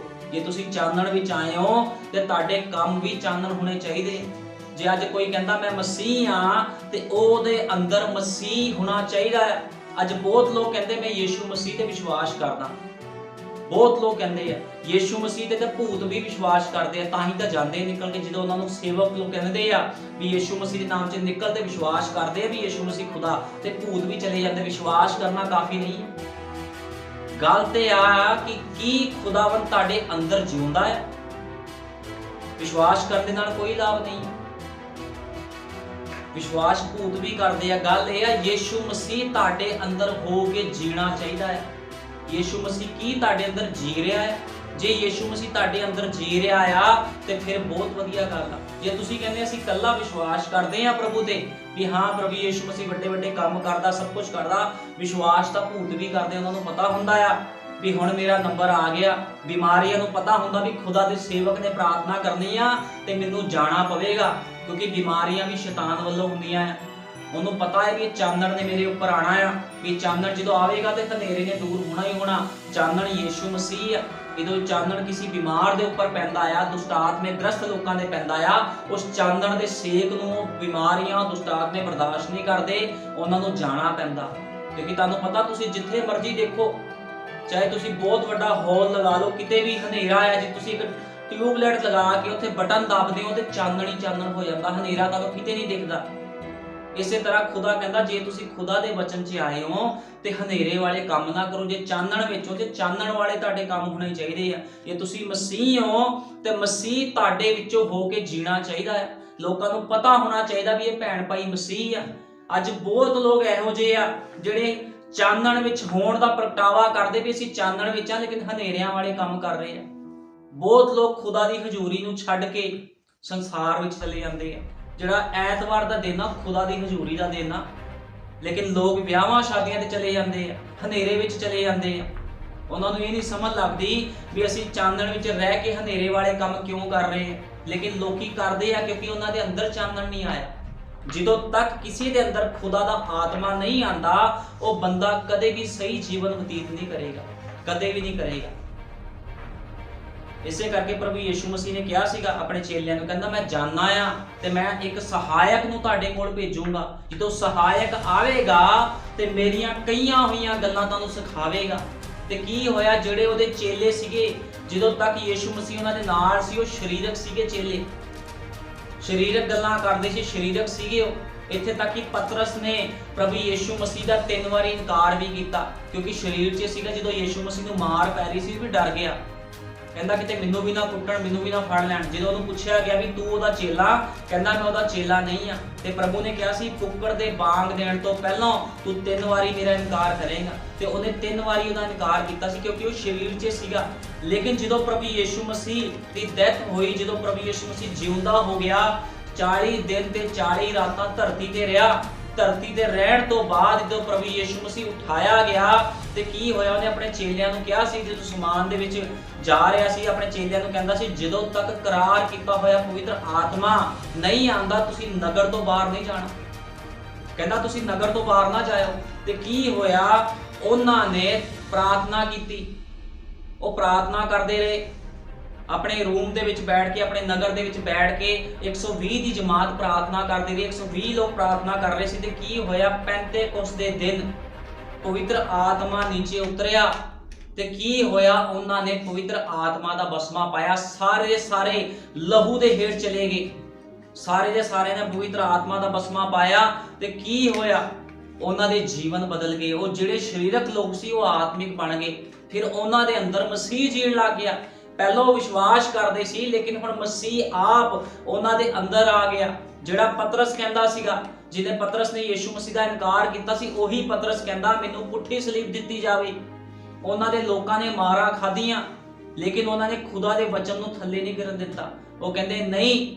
ਉਹ ਜਦੋਂ ਉਹਨਾਂ ਨੂੰ ਮਾਰਿਆ ਜਾਂਦਾ ਸੀ, ਉਹਨਾਂ ਨੂੰ ਕਿਹਾ ਜਾਂਦਾ ਸੀ, ਉਸ ਸਮੇਂ ਜਿਹੜੇ ਪਾਸਟਰ ਲੋਕ ਸੀ ਕਹਿੰਦੇ ਸੀਗੇ ਵੀ ਯੀਸ਼ੂ ਮਸੀਹ ਦੇ ਨਾਮ ਦਾ ਪ੍ਰਚਾਰ ਨਹੀਂ ਕਰਨਾ, ਲੇਕਿਨ ਉਹ ਕਹਿੰਦੇ ਸੀ ਮਨੁੱਖਾਂ ਦੀ ਆਗਿਆ ਨਹੀਂ ਮੰਨਣੀ, ਅਸੀਂ ਪਰਮੇਸ਼ਵਰ ਦੀ ਆਗਿਆ ਮੰਨਣਾ ਪਸੰਦ ਕਰਦੇ ਹਾਂ। ਅਸੀਂ ਪਰਮੇਸ਼ਵਰ ਦੇ ਵਚਨ ਨੂੰ ਪਹਿਲ ਦੇਣਾ ਪਸੰਦ ਕਰਦੇ ਹਾਂ, ਕਿਉਂਕਿ ਜਦੋਂ ਤੱਕ ਕਿਸੇ ਦੇ ਅੰਦਰ ਆਤਮਾ ਨਹੀਂ ਆਂਦਾ, ਉਹ ਕਦੇ ਵੀ ਨਿਡਰਤਾ ਦੇ ਨਾਲ ਪ੍ਰਚਾਰ ਨਹੀਂ ਕਰੇਗਾ। ਜਦੋਂ ਕਿਸੇ ਮਨੁੱਖ ਦੇ ਅੰਦਰ ਖੁਦਾ ਦਾ ਪਵਿੱਤਰ ਆਤਮਾ ਆਂਦਾ, ਫਿਰ ਉਹ ਸੰਸਾਰ ਵੱਲ ਨਹੀਂ ਦੇਖਦਾ, ਸੰਸਾਰ ਦੇ ਰੀਤੀ ਰਿਵਾਜ ਨਹੀਂ ਦੇਖਦਾ ਵੀ ਅੱਜ ਵਿਆਹ ਆ ਗਿਆ ਆ, ਮੈਂ ਤਾਂ ਪਹਿਲਾਂ ਵਿਆਹ ਭੁਗਤਾਣਾ ਆ, ਰਿਸ਼ਤੇਦਾਰੀ ਦੇਖਣੀ, ਚਰਚ ਕੋਈ ਨਹੀਂ, ਅਗਲੇ ਸੰਡੇ ਚੱਲ ਜਾਾਂਗੇ। ਇਸ ਤਰ੍ਹਾਂ ਉਹ ਲੋਕ ਨਹੀਂ ਕਰਦੇ। ਕਿਹੜੇ ਲੋਕ ਕਰਦੇ? ਜਿਹੜੇ ਸਰੀਰ ਦੇ ਨਾਲ ਭਰੇ ਆ, ਲੇਕਿਨ ਜਿਹੜੇ ਪਵਿੱਤਰ ਆਤਮਾ ਦੀ ਸਾਮਰਥ ਦੇ ਨਾਲ ਭਰੇ ਆ, ਜਿਨ੍ਹਾਂ ਦੇ ਅੰਦਰ ਖੁਦਾ ਦਾ ਆਤਮਾ ਆ, ਉਹ ਕਹਿੰਦੇ ਪ੍ਰਭੂ ਜੀ ਪਹਿਲ ਤੇਰੀ, ਬਾਅਦ ਸੰਸਾਰ ਦੇਖਾਂਗੇ, ਕਿਉਂਕਿ ਸੰਸਾਰ ਨੇ ਜੀਵਨ ਨਹੀਂ ਦੇਣਾ, ਕਿਉਂਕਿ ਸੰਸਾਰ ਤਾਂ ਹਨੇਰਾ ਆ। ਜਿੰਨੇ ਲੋਕ ਆ ਸਭ ਹਨੇਰੇ ਦੇ ਵਿੱਚ। ਅੱਜ ਹਾਲੀਵੁੱਡ, ਬਾਲੀਵੁੱਡ, ਜਿੰਨੇ ਵੀ ਗਲਤ ਕੰਮ ਹੋ ਰਹੇ ਆ, ਤੁਸੀਂ ਦੇਖੋ ਹਾਲੀਵੁੱਡ, ਬਾਲੀਵੁੱਡ ਫਿਲਮਾਂ ਬਣ ਰਹੀਆਂ, ਗਲਤ ਸਿਸਟਮ ਚੱਲ ਰਹੇ, ਇਹ ਸਭ ਹਨੇਰੇ ਦੇ ਹੀ ਕੰਮ ਆ। ਲੇਕਿਨ ਬਾਈਬਲ ਬਿਆਨ ਕਰਦੀ ਆ ਵੀ ਤੁਸੀਂ ਹਨੇਰੇ ਦੇ ਪਿੱਛੇ ਨਹੀਂ ਚੱਲਣਾ, ਤੁਸੀਂ ਚਾਨਣ ਦੇ ਪਿੱਛੇ ਚੱਲਣਾ। ਤੇ ਚਾਨਣ ਦੇ ਪਿੱਛੇ ਉਹੀ ਭੈਣ ਭਾਈ ਚੱਲ ਸਕਦਾ ਆ ਜਿਹਨੇ ਪਵਿੱਤਰ ਆਤਮਾ ਦਾ ਬਸਮਾ ਪਾਇਆ ਆ, ਜਿਹਦੇ ਅੰਦਰ ਖੁਦਾ ਦਾ ਆਤਮਾ ਹੈ। ਬਹੁਤ ਲੋਕ ਯੀਸ਼ੂ ਮਸੀਹ ਦੇ ਨਾਮ 'ਚ ਬਸਮਾ ਵੀ ਲੈਂਦੇ, ਬਸਮਾ ਲੈਣ ਨਾਲ ਕੁਝ ਨਹੀਂ ਹੁੰਦਾ। ਪਵਿੱਤਰ ਆਤਮਾ ਦਾ ਦਾਨ ਉਸ ਮਨੁੱਖ ਦੇ ਕੋਲ, ਉਸ ਭੈਣ ਭਾਈ ਦੇ ਕੋਲ ਹੋਣਾ ਚਾਹੀਦਾ, ਕਿਉਂਕਿ ਬਸਮਾ ਸਭ ਦੇ ਪਿੱਛੋਂ ਵੀ ਲੈ ਲੈਂਦੇ ਆ ਕੇ। ਨਬੀ ਨੇ ਕਿਹਾ ਗਲਤ ਲੋਕ ਵੀ ਬਸਮਾ ਲੈ ਲੈਂਦੇ ਆ ਕੇ, ਉਤੇਜਨਾ ਵਿੱਚ ਬਸਮਾ ਲੈ ਲੈਂਦੇ ਆ, ਲੇਕਿਨ ਜਦੋਂ ਚੱਲਣਾ ਪੈਂਦਾ ਆ ਤੇ ਫਿਰ ਕੀ ਹੁੰਦਾ, ਉਹਨਾਂ ਲੋਕਾਂ ਦੀ ਹਵਾ ਨਿਕਲ ਜਾਂਦੀ ਹੈ। क्योंकि ये वो लाइन नहीं आ भी उत्तेजना दे विच आए भी हाँ असीं प्रभु दी लाइन च लगना आ, उत्तेजना दे विच आए ते बाद च कहता जी बहुत औखा आ। मैं तुहानूं दसना चाहना जे रैप्चर दे विच जाना है, रैप्चर दी सेवकाई आ, जे रैप्चर दे विच जाना आ ते ओहदे चलाए रास्ते च चलना पऊगा। हुण तुहानूं पता जदों मिलटरी दे विच एक फौजी दी ट्रेनिंग हुंदी आ ते की हुंदा, ओहनूं फीतियां एवें नहीं लग जांदियां, वो कोई सिफारिश ही नहीं लग जाती भी जाके सिफारिश पैंदी है तो जी फौजी बन जाता, उन्होंने ट्रेनिंग के विचों लंघना पैंदा है। ਉਹਨੂੰ ਸਿਖਾਇਆ ਜਾਂਦਾ ਵੀ ਤੈਨੂੰ ਫੀਤੀ ਲੱਗਣੀ, ਤੂੰ ਕਮਾਂਡੋ ਬਣਨਾ। ਮਿਲਟਰੀ 'ਚ ਉੱਚੀ ਤੋਂ ਉੱਚੀ ਪੋਸਟਾਂ ਹੁੰਦੀਆਂ ਆ ਤੇ ਕੀ ਹੁੰਦਾ ਉਹਨਾਂ ਨੂੰ ਟ੍ਰੇਨਿੰਗ ਵਿੱਚੋਂ ਲਗਾਇਆ ਜਾਂਦਾ। 9 ਮਹੀਨੇ ਦੀ ਟ੍ਰੇਨਿੰਗ ਹੁੰਦੀ ਆ, 11 ਮਹੀਨੇ ਦੀ ਟ੍ਰੇਨਿੰਗ, ਬਟ ਲੰਬੀ ਤੋਂ ਲੰਬੀ ਟ੍ਰੇਨਿੰਗਾਂ ਹੁੰਦੀਆਂ ਆ। ਟ੍ਰੇਨਿੰਗ ਦੇ ਵਿੱਚੋਂ ਉਹਨਾਂ ਨੂੰ ਦੁੱਖਾਂ ਵਿੱਚੋਂ ਨਿਕਲਣਾ ਪੈਂਦਾ, ਭੁੱਖੇ ਰਹਿਣਾ ਪੈਂਦਾ ਆ, ਉਹ ਬਿਮਾਰ ਹੋ ਜਾਂਦੇ, ਸਭ ਕੁਝ ਹੁੰਦਾ, ਲੇਕਿਨ ਉਹਨਾਂ ਨੂੰ ਇਹ ਕਿਹਾ ਜਾਂਦਾ ਵੀ ਤੁਸੀਂ ਹਿੰਮਤ ਨਹੀਂ ਹਾਰਨੀ, ਚੱਲਦੇ ਜਾਣਾ ਤੇ ਤੁਸੀਂ ਆਪਣੇ ਮੁਕਾਮ ਤੱਕ ਪਹੁੰਚਣਾ। ਉਹਨਾਂ ਨੂੰ ਟਾਰਗੇਟ ਦਿੱਤਾ ਜਾਂਦਾ ਵੀ ਆਹ ਤੁਹਾਡਾ ਟਾਰਗੇਟ ਆ, ਤੁਸੀਂ ਦੁਸ਼ਮਣ ਨੂੰ ਮਾਰ ਕੇ ਵਾਪਸ ਆਣਾ। ਪਹਿਲਾਂ ਟ੍ਰੇਨਿੰਗ ਦਿੱਤੀ ਜਾਂਦੀ ਲੜਾਈ ਲਈ, ਤਾਂ ਬਾਅਦ 'ਚ ਭੇਜਿਆ ਜਾਂਦਾ ਉਹਨਾਂ ਨੂੰ, ਬਾਅਦ 'ਚ ਭੇਜਿਆ ਜਾਂਦਾ ਲੜਾਈ ਵਾਸਤੇ। ਕੀ ਹੁੰਦਾ ਜਦੋਂ ਦੁੱਖਾਂ ਵਿੱਚੋਂ ਨਿਕਲਦੇ ਉਹਨਾਂ ਦੇ ਵਰਦੀ ਪੈਂਦੀ, ਫੀਤੀਆਂ ਲੱਗਦੀਆਂ ਤੇ ਉਹਨਾਂ ਦਾ ਮਾਨ ਸਨਮਾਨ ਵੱਧਦਾ ਆ। ਉਹਨਾਂ ਨੂੰ ਪਤਾ ਲੱਗਦਾ ਵੀ ਹੁਣ ਸਾਡੇ ਅੰਦਰ ਕੁਝ ਕੁਆਲਿਟੀ ਹੈਗੀ ਆ। ਜਦੋਂ ਉਹਨਾਂ ਦੇ ਅੰਦਰ ਉਹ ਸਾਰੀ ਪੋਜੀਸ਼ਨ, ਉਹ ਸਾਰਾ ਸਿਸਟਮ ਆ ਜਾਂਦਾ, ਫਿਰ ਉਹਨਾਂ ਜਦੋਂ ਲੜਾਈ ਤੇ ਭੇਜਿਆ ਜਾਂਦਾ ਤੇ ਉਹਨਾਂ ਨੂੰ ਔਖਾ ਨਹੀਂ ਲੱਗਦਾ, ਕਿਉਂਕਿ ਉਹਨਾਂ ਨੇ ਟ੍ਰੇਨਿੰਗ ਲਈ ਹੁੰਦੀ ਆ। ਇਸੇ ਤਰ੍ਹਾਂ ਪਵਿੱਤਰ ਆਤਮਾ ਦਾ ਬਸਮਾ ਆ। ਕੱਲਾ ਪਵਿੱਤਰ ਆਤਮਾ ਦੇ ਬਾਰੇ ਸੁਣਨਾ ਕਾਫੀ ਨਹੀਂ ਆ, ਚਰਚ ਆਉਣਾ ਕਾਫੀ ਨਹੀਂ। ਜਦੋਂ ਤੁਸੀਂ ਟ੍ਰੇਨਿੰਗ ਵਿੱਚ ਆਉਂਦੇ ਹੋ, ਖੁਦਾ ਦੇ ਸਿਸਟਮ ਵਿੱਚ ਆਉਂਦੇ ਹੋ, ਚੱਲਦੇ ਹੋ, ਜਦੋਂ ਦੁੱਖਾਂ ਵਿੱਚੋਂ ਨਿਕਲਦੇ ਹੋ, ਫਿਰ ਤੁਸੀਂ ਇੱਕ ਯੋਧੇ ਬਣਦੇ ਹੋ ਤੇ ਖੁਦਾ ਦਾ ਆਤਮਾ ਜਦੋਂ ਤੁਹਾਡੇ ਅੰਦਰ ਉਤਰਦਾ ਆ, ਫਿਰ ਉਹ ਤੁਹਾਨੂੰ ਸਿਖਾਉਂਦਾ ਵੀ ਤੁਸੀਂ ਕਿੱਦਾਂ ਜੀਵਨ ਬਤੀਤ ਕਰਨਾ। ਇਸੇ ਤਰ੍ਹਾਂ ਜਦੋਂ ਪਤਰਸ ਉਹਨਾਂ ਦੇ ਉੱਪਰ ਪਵਿੱਤਰ ਆਤਮਾ ਉਤਰਿਆ ਤੇ ਉਹਨਾਂ ਨੂੰ ਕਰਨ ਦੀ ਲੋੜ ਨਹੀਂ ਪਈ ਕੁਝ ਵੀ, ਪਵਿੱਤਰ ਆਤਮਾ ਨੇ ਦੱਸਿਆ ਹੁਣ ਤੁਸੀਂ ਕੀ ਕੰਮ ਕਿਸ ਵੇਲੇ ਕਰਨਾ, ਕਿਉਂਕਿ ਪਵਿੱਤਰ ਆਤਮਾ ਪਾਇਆ ਹੋਇਆ ਮਨੁੱਖ ਆਪਣੀ ਮਰਜ਼ੀ ਨਹੀਂ ਕਰ ਸਕਦਾ। ਜਦੋਂ ਖੁਦਾ ਦਾ ਪਵਿੱਤਰ ਆਤਮਾ ਮੇਰੇ ਅੰਦਰ ਆਇਆ ਤੇ ਉਹਨੇ ਮੇਰਾ ਜੀਵਨ ਬਦਲ ਦਿੱਤਾ। ਜਿੰਨੇ ਖੁਦਾ ਦੇ ਸੇਵਕ ਲੋਕ ਆ, ਵਿਸ਼ਵਾਸੀ ਲੋਕ ਆ, ਜਿਨ੍ਹਾਂ ਨੇ ਪਵਿੱਤਰ ਆਤਮਾ ਦਾ ਬਸਮਾ ਪਾਇਆ, ਉਹ ਆਪਣੀ ਮਰਜ਼ੀ ਨਾਲ ਨਹੀਂ ਚੱਲ ਸਕਦੇ, ਨਾ ਖਾ ਪੀ ਸਕਦੇ, ਨਾ ਪਾ ਸਕਦੇ। ਜੋ ਪਵਿੱਤਰ ਆਤਮਾ ਉਹਨੂੰ ਕਹਿੰਦਾ ਉਹੀ ਉਹ ਕਰਦੇ ਆ, ਚਾਹੇ ਲੋਕਾਂ ਨੂੰ ਉਸ ਚੀਜ਼ ਦਾ ਗੁੱਸਾ ਲੱਗੇ ਜਾਂ ਨਾਰਾਜ਼ਗੀ ਲੱਗੇ। ਕਿਉਂਕਿ ਕਈ ਵਾਰ ਪਵਿੱਤਰ ਆਤਮਾ ਪਾਏ ਹੋਏ ਮਨੁੱਖ ਕੋੜੀਆਂ ਗੱਲਾਂ ਬੋਲਦੇ ਆ। ਤੁਹਾਨੂੰ ਪਤਾ ਕੋੜੀ ਚੀਜ਼ ਕੀ ਕਰਦੀ? ਕੋੜੀ ਚੀਜ਼ ਜਿਹਦੇ ਅੰਦਰ ਚਲੀ ਜਾਵੇ ਨਾ, ਉਹਦਾ ਸੁਧਾਰ ਕਰ ਦਿੰਦੀ ਆ। ਜਦੋਂ ਕਿਸੇ ਅੰਦਰ ਇਨਫੈਕਸ਼ਨ ਹੁੰਦਾ ਆ ਤੇ ਡਾਕਟਰ ਨੂੰ ਕੋੜੀਆਂ ਗੋਲੀਆਂ ਦਿੰਦਾ ਆ, ਦਵਾਈ ਕੋੜੀ ਹੁੰਦੀ, ਇੰਜੈਕਸ਼ਨ ਜਿਹੜਾ ਹੁੰਦਾ ਆ ਉਹ ਪੇਨਫੁਲ ਹੁੰਦਾ ਆ, ਦਰਦ ਹੁੰਦੀ ਆ, ਤੇ ਜਦੋਂ ਇੰਜੈਕਸ਼ਨ ਜਾਂ ਦਵਾਈ ਅੰਦਰ ਜਾਂਦੀ ਤੇ ਕੀ ਕਰਦੀ? ਬੈਕਟੀਰੀਆ ਨੂੰ ਖਤਮ ਕਰਦੀ। ਇਸੇ ਤਰ੍ਹਾਂ ਪਰਮੇਸ਼ਵਰ ਦਾ ਵਚਨ ਵੀ ਕੋੜਾ ਹੈ। ਜੇ ਕੋਈ ਪਰਮੇਸ਼ਵਰ ਦੇ ਵਚਨ ਦੇ ਅਨੁਸਾਰ ਜੀਵਨ ਬਤੀਤ ਕਰੇਗਾ ਤੇ ਉਹਨੂੰ ਕੀ ਪ੍ਰਤੀਫਲ ਮਿਲੇਗਾ। ਜਦੋਂ ਇੱਕ ਫੌਜੀ ਟ੍ਰੇਨਿੰਗ ਲੈਂਦਾ, ਉਹਨੂੰ ਬਹੁਤ ਔਖਿਆਈ ਹੁੰਦੀ ਆ। ਕਹਿੰਦੇ ਇੱਕ ਨਵਾਂ ਜਨਮ ਹੁੰਦਾ ਇੱਕ ਫੌਜੀ ਦਾ, ਲੇਕਿਨ ਜਦੋਂ ਟ੍ਰੇਨਿੰਗ ਲੈ ਕੇ ਉਸ ਮੁਕਾਮ ਨੂੰ ਪ੍ਰਾਪਤ ਕਰਦਾ, ਜਦੋਂ ਫੀਤੀਆਂ ਲੱਗ ਜਾਂਦੀਆਂ, ਉਹਦੇ ਕੈਪ ਟੋਪੀ ਪਾ ਦਿੱਤੀ ਜਾਂਦੀ, ਉਹਨੂੰ ਹਥਿਆਰ ਦੇ ਦਿੱਤੇ ਜਾਂਦੇ ਤੇ ਲੋਕ ਉਹਨੂੰ ਸਲੂਟ ਮਾਰਦੇ, ਕਹਿੰਦੇ ਦੇਸ਼ ਦਾ ਸਿਪਾਹੀ ਆ। ਇਸੇ ਤਰ੍ਹਾਂ ਅੱਜ ਪਵਿੱਤਰ ਆਤਮਾ ਦੇ ਸਿਪਾਹੀ ਬਣਨਾ ਹੈ। ਜਿਹੜਾ ਮਨੁੱਖ ਵਚਨ ਦੇ ਅਨੁਸਾਰ ਜੀਵਨ ਬਤੀਤ ਕਰੇਗਾ, ਖੁਦਾ ਉਹਨੂੰ ਪੋਜੀਸ਼ਨ ਦਊਗਾ। ਉਹ ਕਹੂਗਾ ਹਾਂ ਇਹ ਮਨੁੱਖ ਹੁਣ ਮੇਰੇ ਅਨੁਸਾਰ ਚੱਲਣ ਵਾਲਾ, ਮੈਂ ਇਹਦੇ ਅੰਦਰ ਰਹਿ ਕੇ ਕੰਮ ਕਰੂੰਗਾ। ਕਿਉਂਕਿ ਪ੍ਰਭੂ ਇਦਾਂ ਨਹੀਂ ਕਿਸੇ ਦੇ ਅੰਦਰ ਆਉਂਦਾ, ਗਲਤ ਬੰਦੇ ਅੰਦਰ ਪ੍ਰਭੂ ਨਹੀਂ ਆ ਜਾਂਦਾ।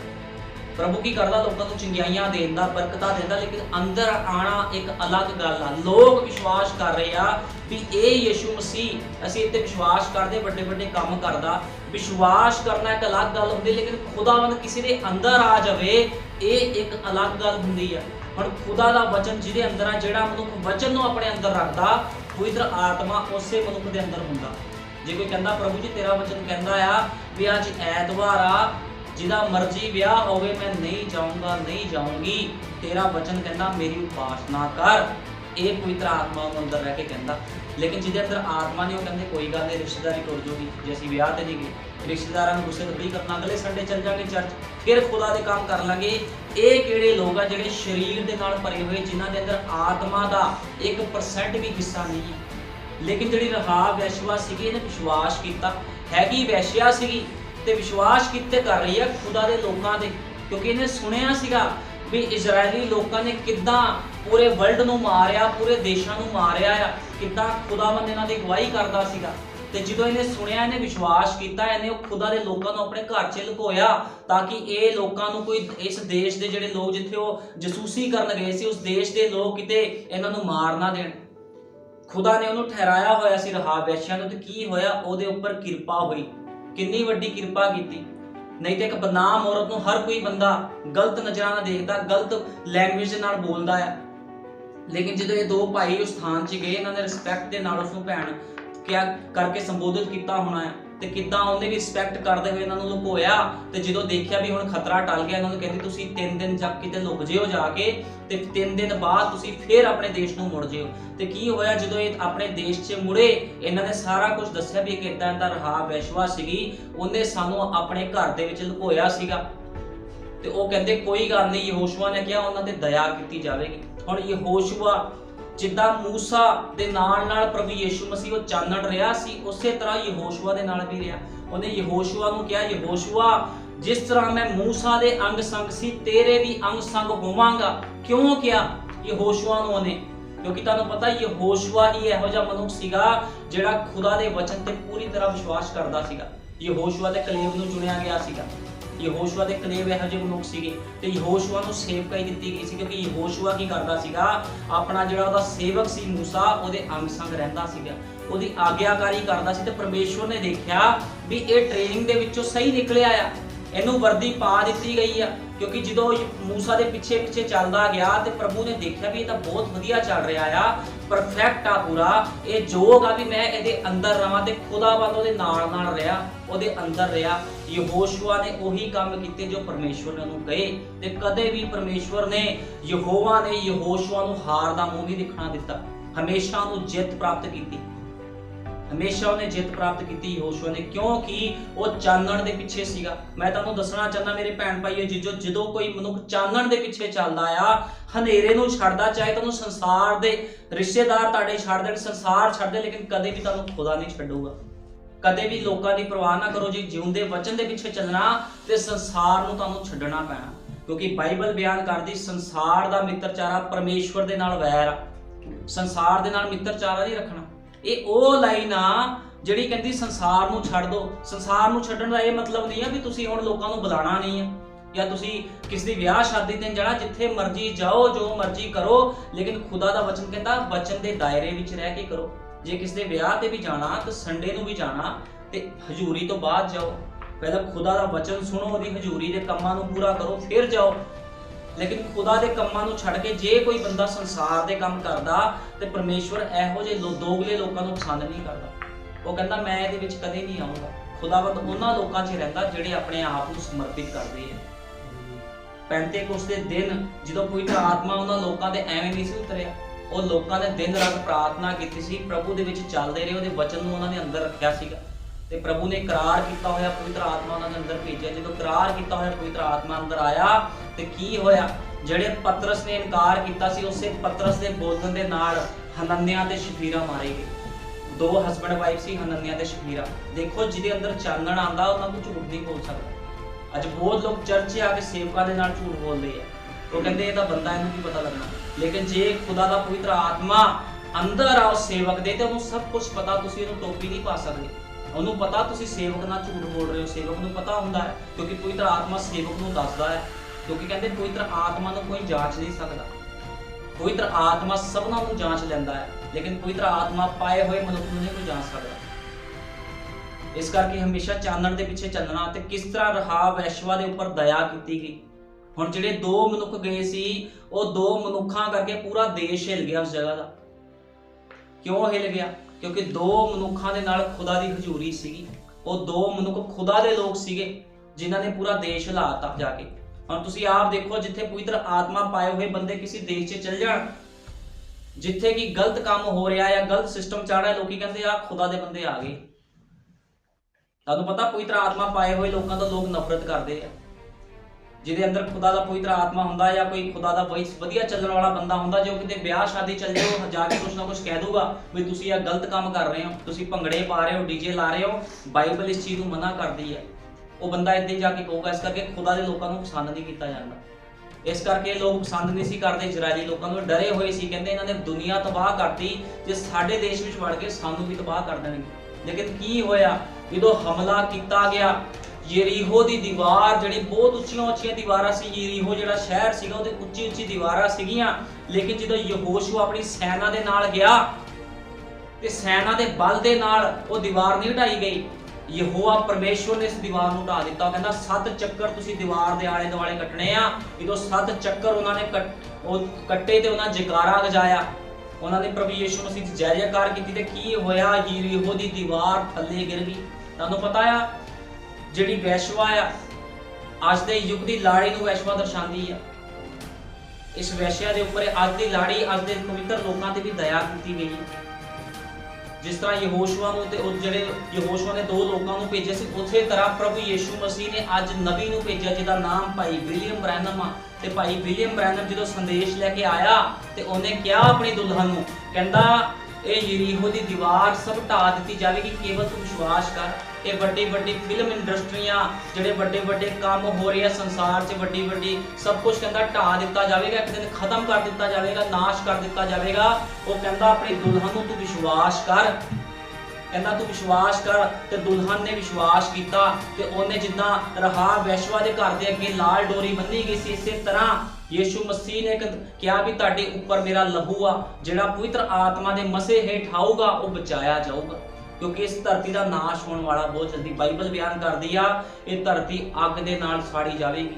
ਪਹਿਲੋਂ ਨੂਹ ਦੇ ਸਮੇਂ ਪਾਣੀ ਦੇ ਨਾਲ ਇਸ ਧਰਤੀ ਦਾ ਨਾਸ਼ ਕੀਤਾ ਸੀ, ਲੇਕਿਨ ਅੱਜ ਇਹ ਧਰਤੀ ਅੱਗ ਦੇ ਨਾਲ ਤਬਾਹ ਕੀਤੀ ਜਾਵੇਗੀ। ਦੇਸ਼ਾਂ ਵਿਦੇਸ਼ਾਂ 'ਚ ਮਿਜ਼ਾਈਲਾਂ ਤਿਆਰ ਹੋ ਗਈਆਂ। ਇਹ ਮਿਜ਼ਾਈਲਾਂ ਕਿਉਂ ਤਿਆਰ ਹੋਈਆਂ ਆ? ਇਹ ਮਿਜ਼ਾਈਲਾਂ ਦਿਖਾਉਣ ਵਾਸਤੇ ਤਿਆਰ ਨਹੀਂ ਹੋਈਆਂ। ਇੱਕ ਦਿਨ ਇਹ ਮਿਜ਼ਾਈਲਾਂ ਇੱਕ ਦੂਜੇ ਦੇਸ਼ਾਂ ਦੇ ਉੱਪਰ ਡਿੱਗਣੀਆਂ ਆ। ਘਰਾਂ 'ਚ ਸਿਲੰਡਰ ਵੀ ਫਟੜੇ ਆ। ਇਹ ਸਾਰੀ ਜਿਹੜੀ ਧਰਤੀ ਨਾਸ਼ ਕੀਤੀ ਜਾਵੇਗੀ। ਲੇਕਿਨ ਜਿਸ ਤਰ੍ਹਾਂ ਯਰੀਹੋ ਸ਼ਹਿਰ ਦੇ ਵਿੱਚ ਰਹਾਬ ਵੈਸ਼ਵਾ ਤੇ ਉਹਦਾ ਪਰਿਵਾਰ ਬਚਾਇਆ ਗਿਆ, ਕਿਉਂ? ਕਿਉਂਕਿ ਲਾਲ ਧਾਗਾ ਉਹਦੇ ਘਰ ਦੇ ਉੱਪਰ ਸੀਗਾ, ਘਰ ਤੇ ਬੰਨਿਆ ਗਿਆ ਸੀ। ਇਸੇ ਤਰ੍ਹਾਂ ਜਿਹੜਾ ਮਨੁੱਖ ਪ੍ਰਭੂ ਯੀਸ਼ੂ ਮਸੀਹ ਦੇ ਨਾਮ 'ਚ ਬਸਮਾ ਲਵੇਗਾ ਉਹ ਬਚਾਇਆ ਜਾਵੇਗਾ। ਜਿਹਦੇ ਕੋਲ ਪਵਿੱਤਰ ਆਤਮਾ ਦਾ ਬਸਮਾ ਹੋਵੇਗਾ ਉਹ ਮਨੁੱਖ ਬਚਾਇਆ ਜਾਵੇਗਾ। ਤੇ ਕੀ ਹੋਵੇਗਾ? ਸਾਰੀ ਧਰਤੀ ਨਾਸ਼ ਕੀਤੀ ਜਾਵੇਗੀ। ਇਹ ਵੱਡੀਆਂ ਜਿਹੜੀ ਦੀਵਾਰਾਂ ਤੁਹਾਨੂੰ ਦੇਖ ਰਹੀਆਂ, ਬਾਲੀਵੁੱਡ ਹਾਲੀਵੁੱਡ ਸੰਸਾਰ ਦੀ ਵੱਡੀ ਬਿਲਡਿੰਗਾਂ, ਇੱਕ ਦਿਨ ਸਭ ਨਾਸ਼ ਹੋ ਜਾਣਾ, ਇੱਥੇ ਕੁਝ ਨਹੀਂ ਬਚਣਾ। ਲੇਕਿਨ ਅੱਜ ਲੋਕ ਆਪਣੇ ਹੀ ਸਿਸਟਮ ਦੇ ਵਿੱਚ ਚੱਲ ਰਹੇ ਆ। ਲੋਕਾਂ ਨੂੰ ਕੋਈ ਪਰਵਾਹ ਨਹੀਂ ਵੀ ਜਿਉਂਦਾ ਖੁਦਾ ਕੌਣ ਆ, ਖੁਦਾ ਦਾ ਵਚਨ ਸਾਨੂੰ ਕੀ ਕਹਿੰਦਾ। ਜੋ ਜਿਸ ਦਾ ਜੀ ਕਰਦਾ ਲੋਕ ਉਸੇ ਤਰ੍ਹਾਂ ਜੀਵਨ ਬਤੀਤ ਕਰ ਰਹੇ ਆ। ਖੁਦਾ ਦੀ ਹਜ਼ੂਰੀ ਨੂੰ ਛੱਡ ਕੇ ਲੋਕ ਚਰਚਾਂ ਨੂੰ ਛੱਡ ਕੇ ਬਾਹਰ ਜਾ ਰਹੇ ਆ ਸੰਸਾਰ ਦੇ ਵਿੱਚ। ਇਹ ਸਭ ਕੁਝ ਗਲਤ ਆ। ਲੇਕਿਨ ਦਇਆ ਤਾਂ ਉਹਦੇ ਉੱਪਰ ਹੀ ਹੋਣੀ ਆ ਜਿਹੜਾ ਵਚਨ ਦੇ ਅਨੁਸਾਰ ਜੀਵਨ ਬਤੀਤ ਕਰੇਗਾ, ਲੇਕਿਨ ਕਿਸੇ ਹੋਰ ਤੇ ਦਇਆ ਨਹੀਂ ਹੋਣੀ। ਕੁਲਸੀਆਂ ਕੱਢਾਂਗੇ, ਕੁਲਸੀਆਂ 1:13।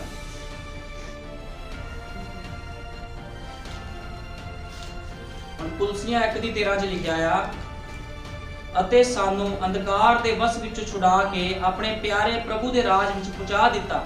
ਹੁਣ ਅੰਧਕਾਰ, ਹੁਣ ਬਾਈਬਲ ਬਿਆਨ ਕਰਦੀ ਹੈ ਅਤੇ ਸਾਨੂੰ ਅੰਧਕਾਰ ਦੇ ਵਸ ਵਿੱਚੋਂ ਛੁਡਾ ਕੇ ਆਪਣੇ ਪਿਆਰੇ ਪੁੱਤਰ ਦੇ ਰਾਜ ਵਿੱਚ ਪਹੁੰਚਾ ਦਿੱਤਾ।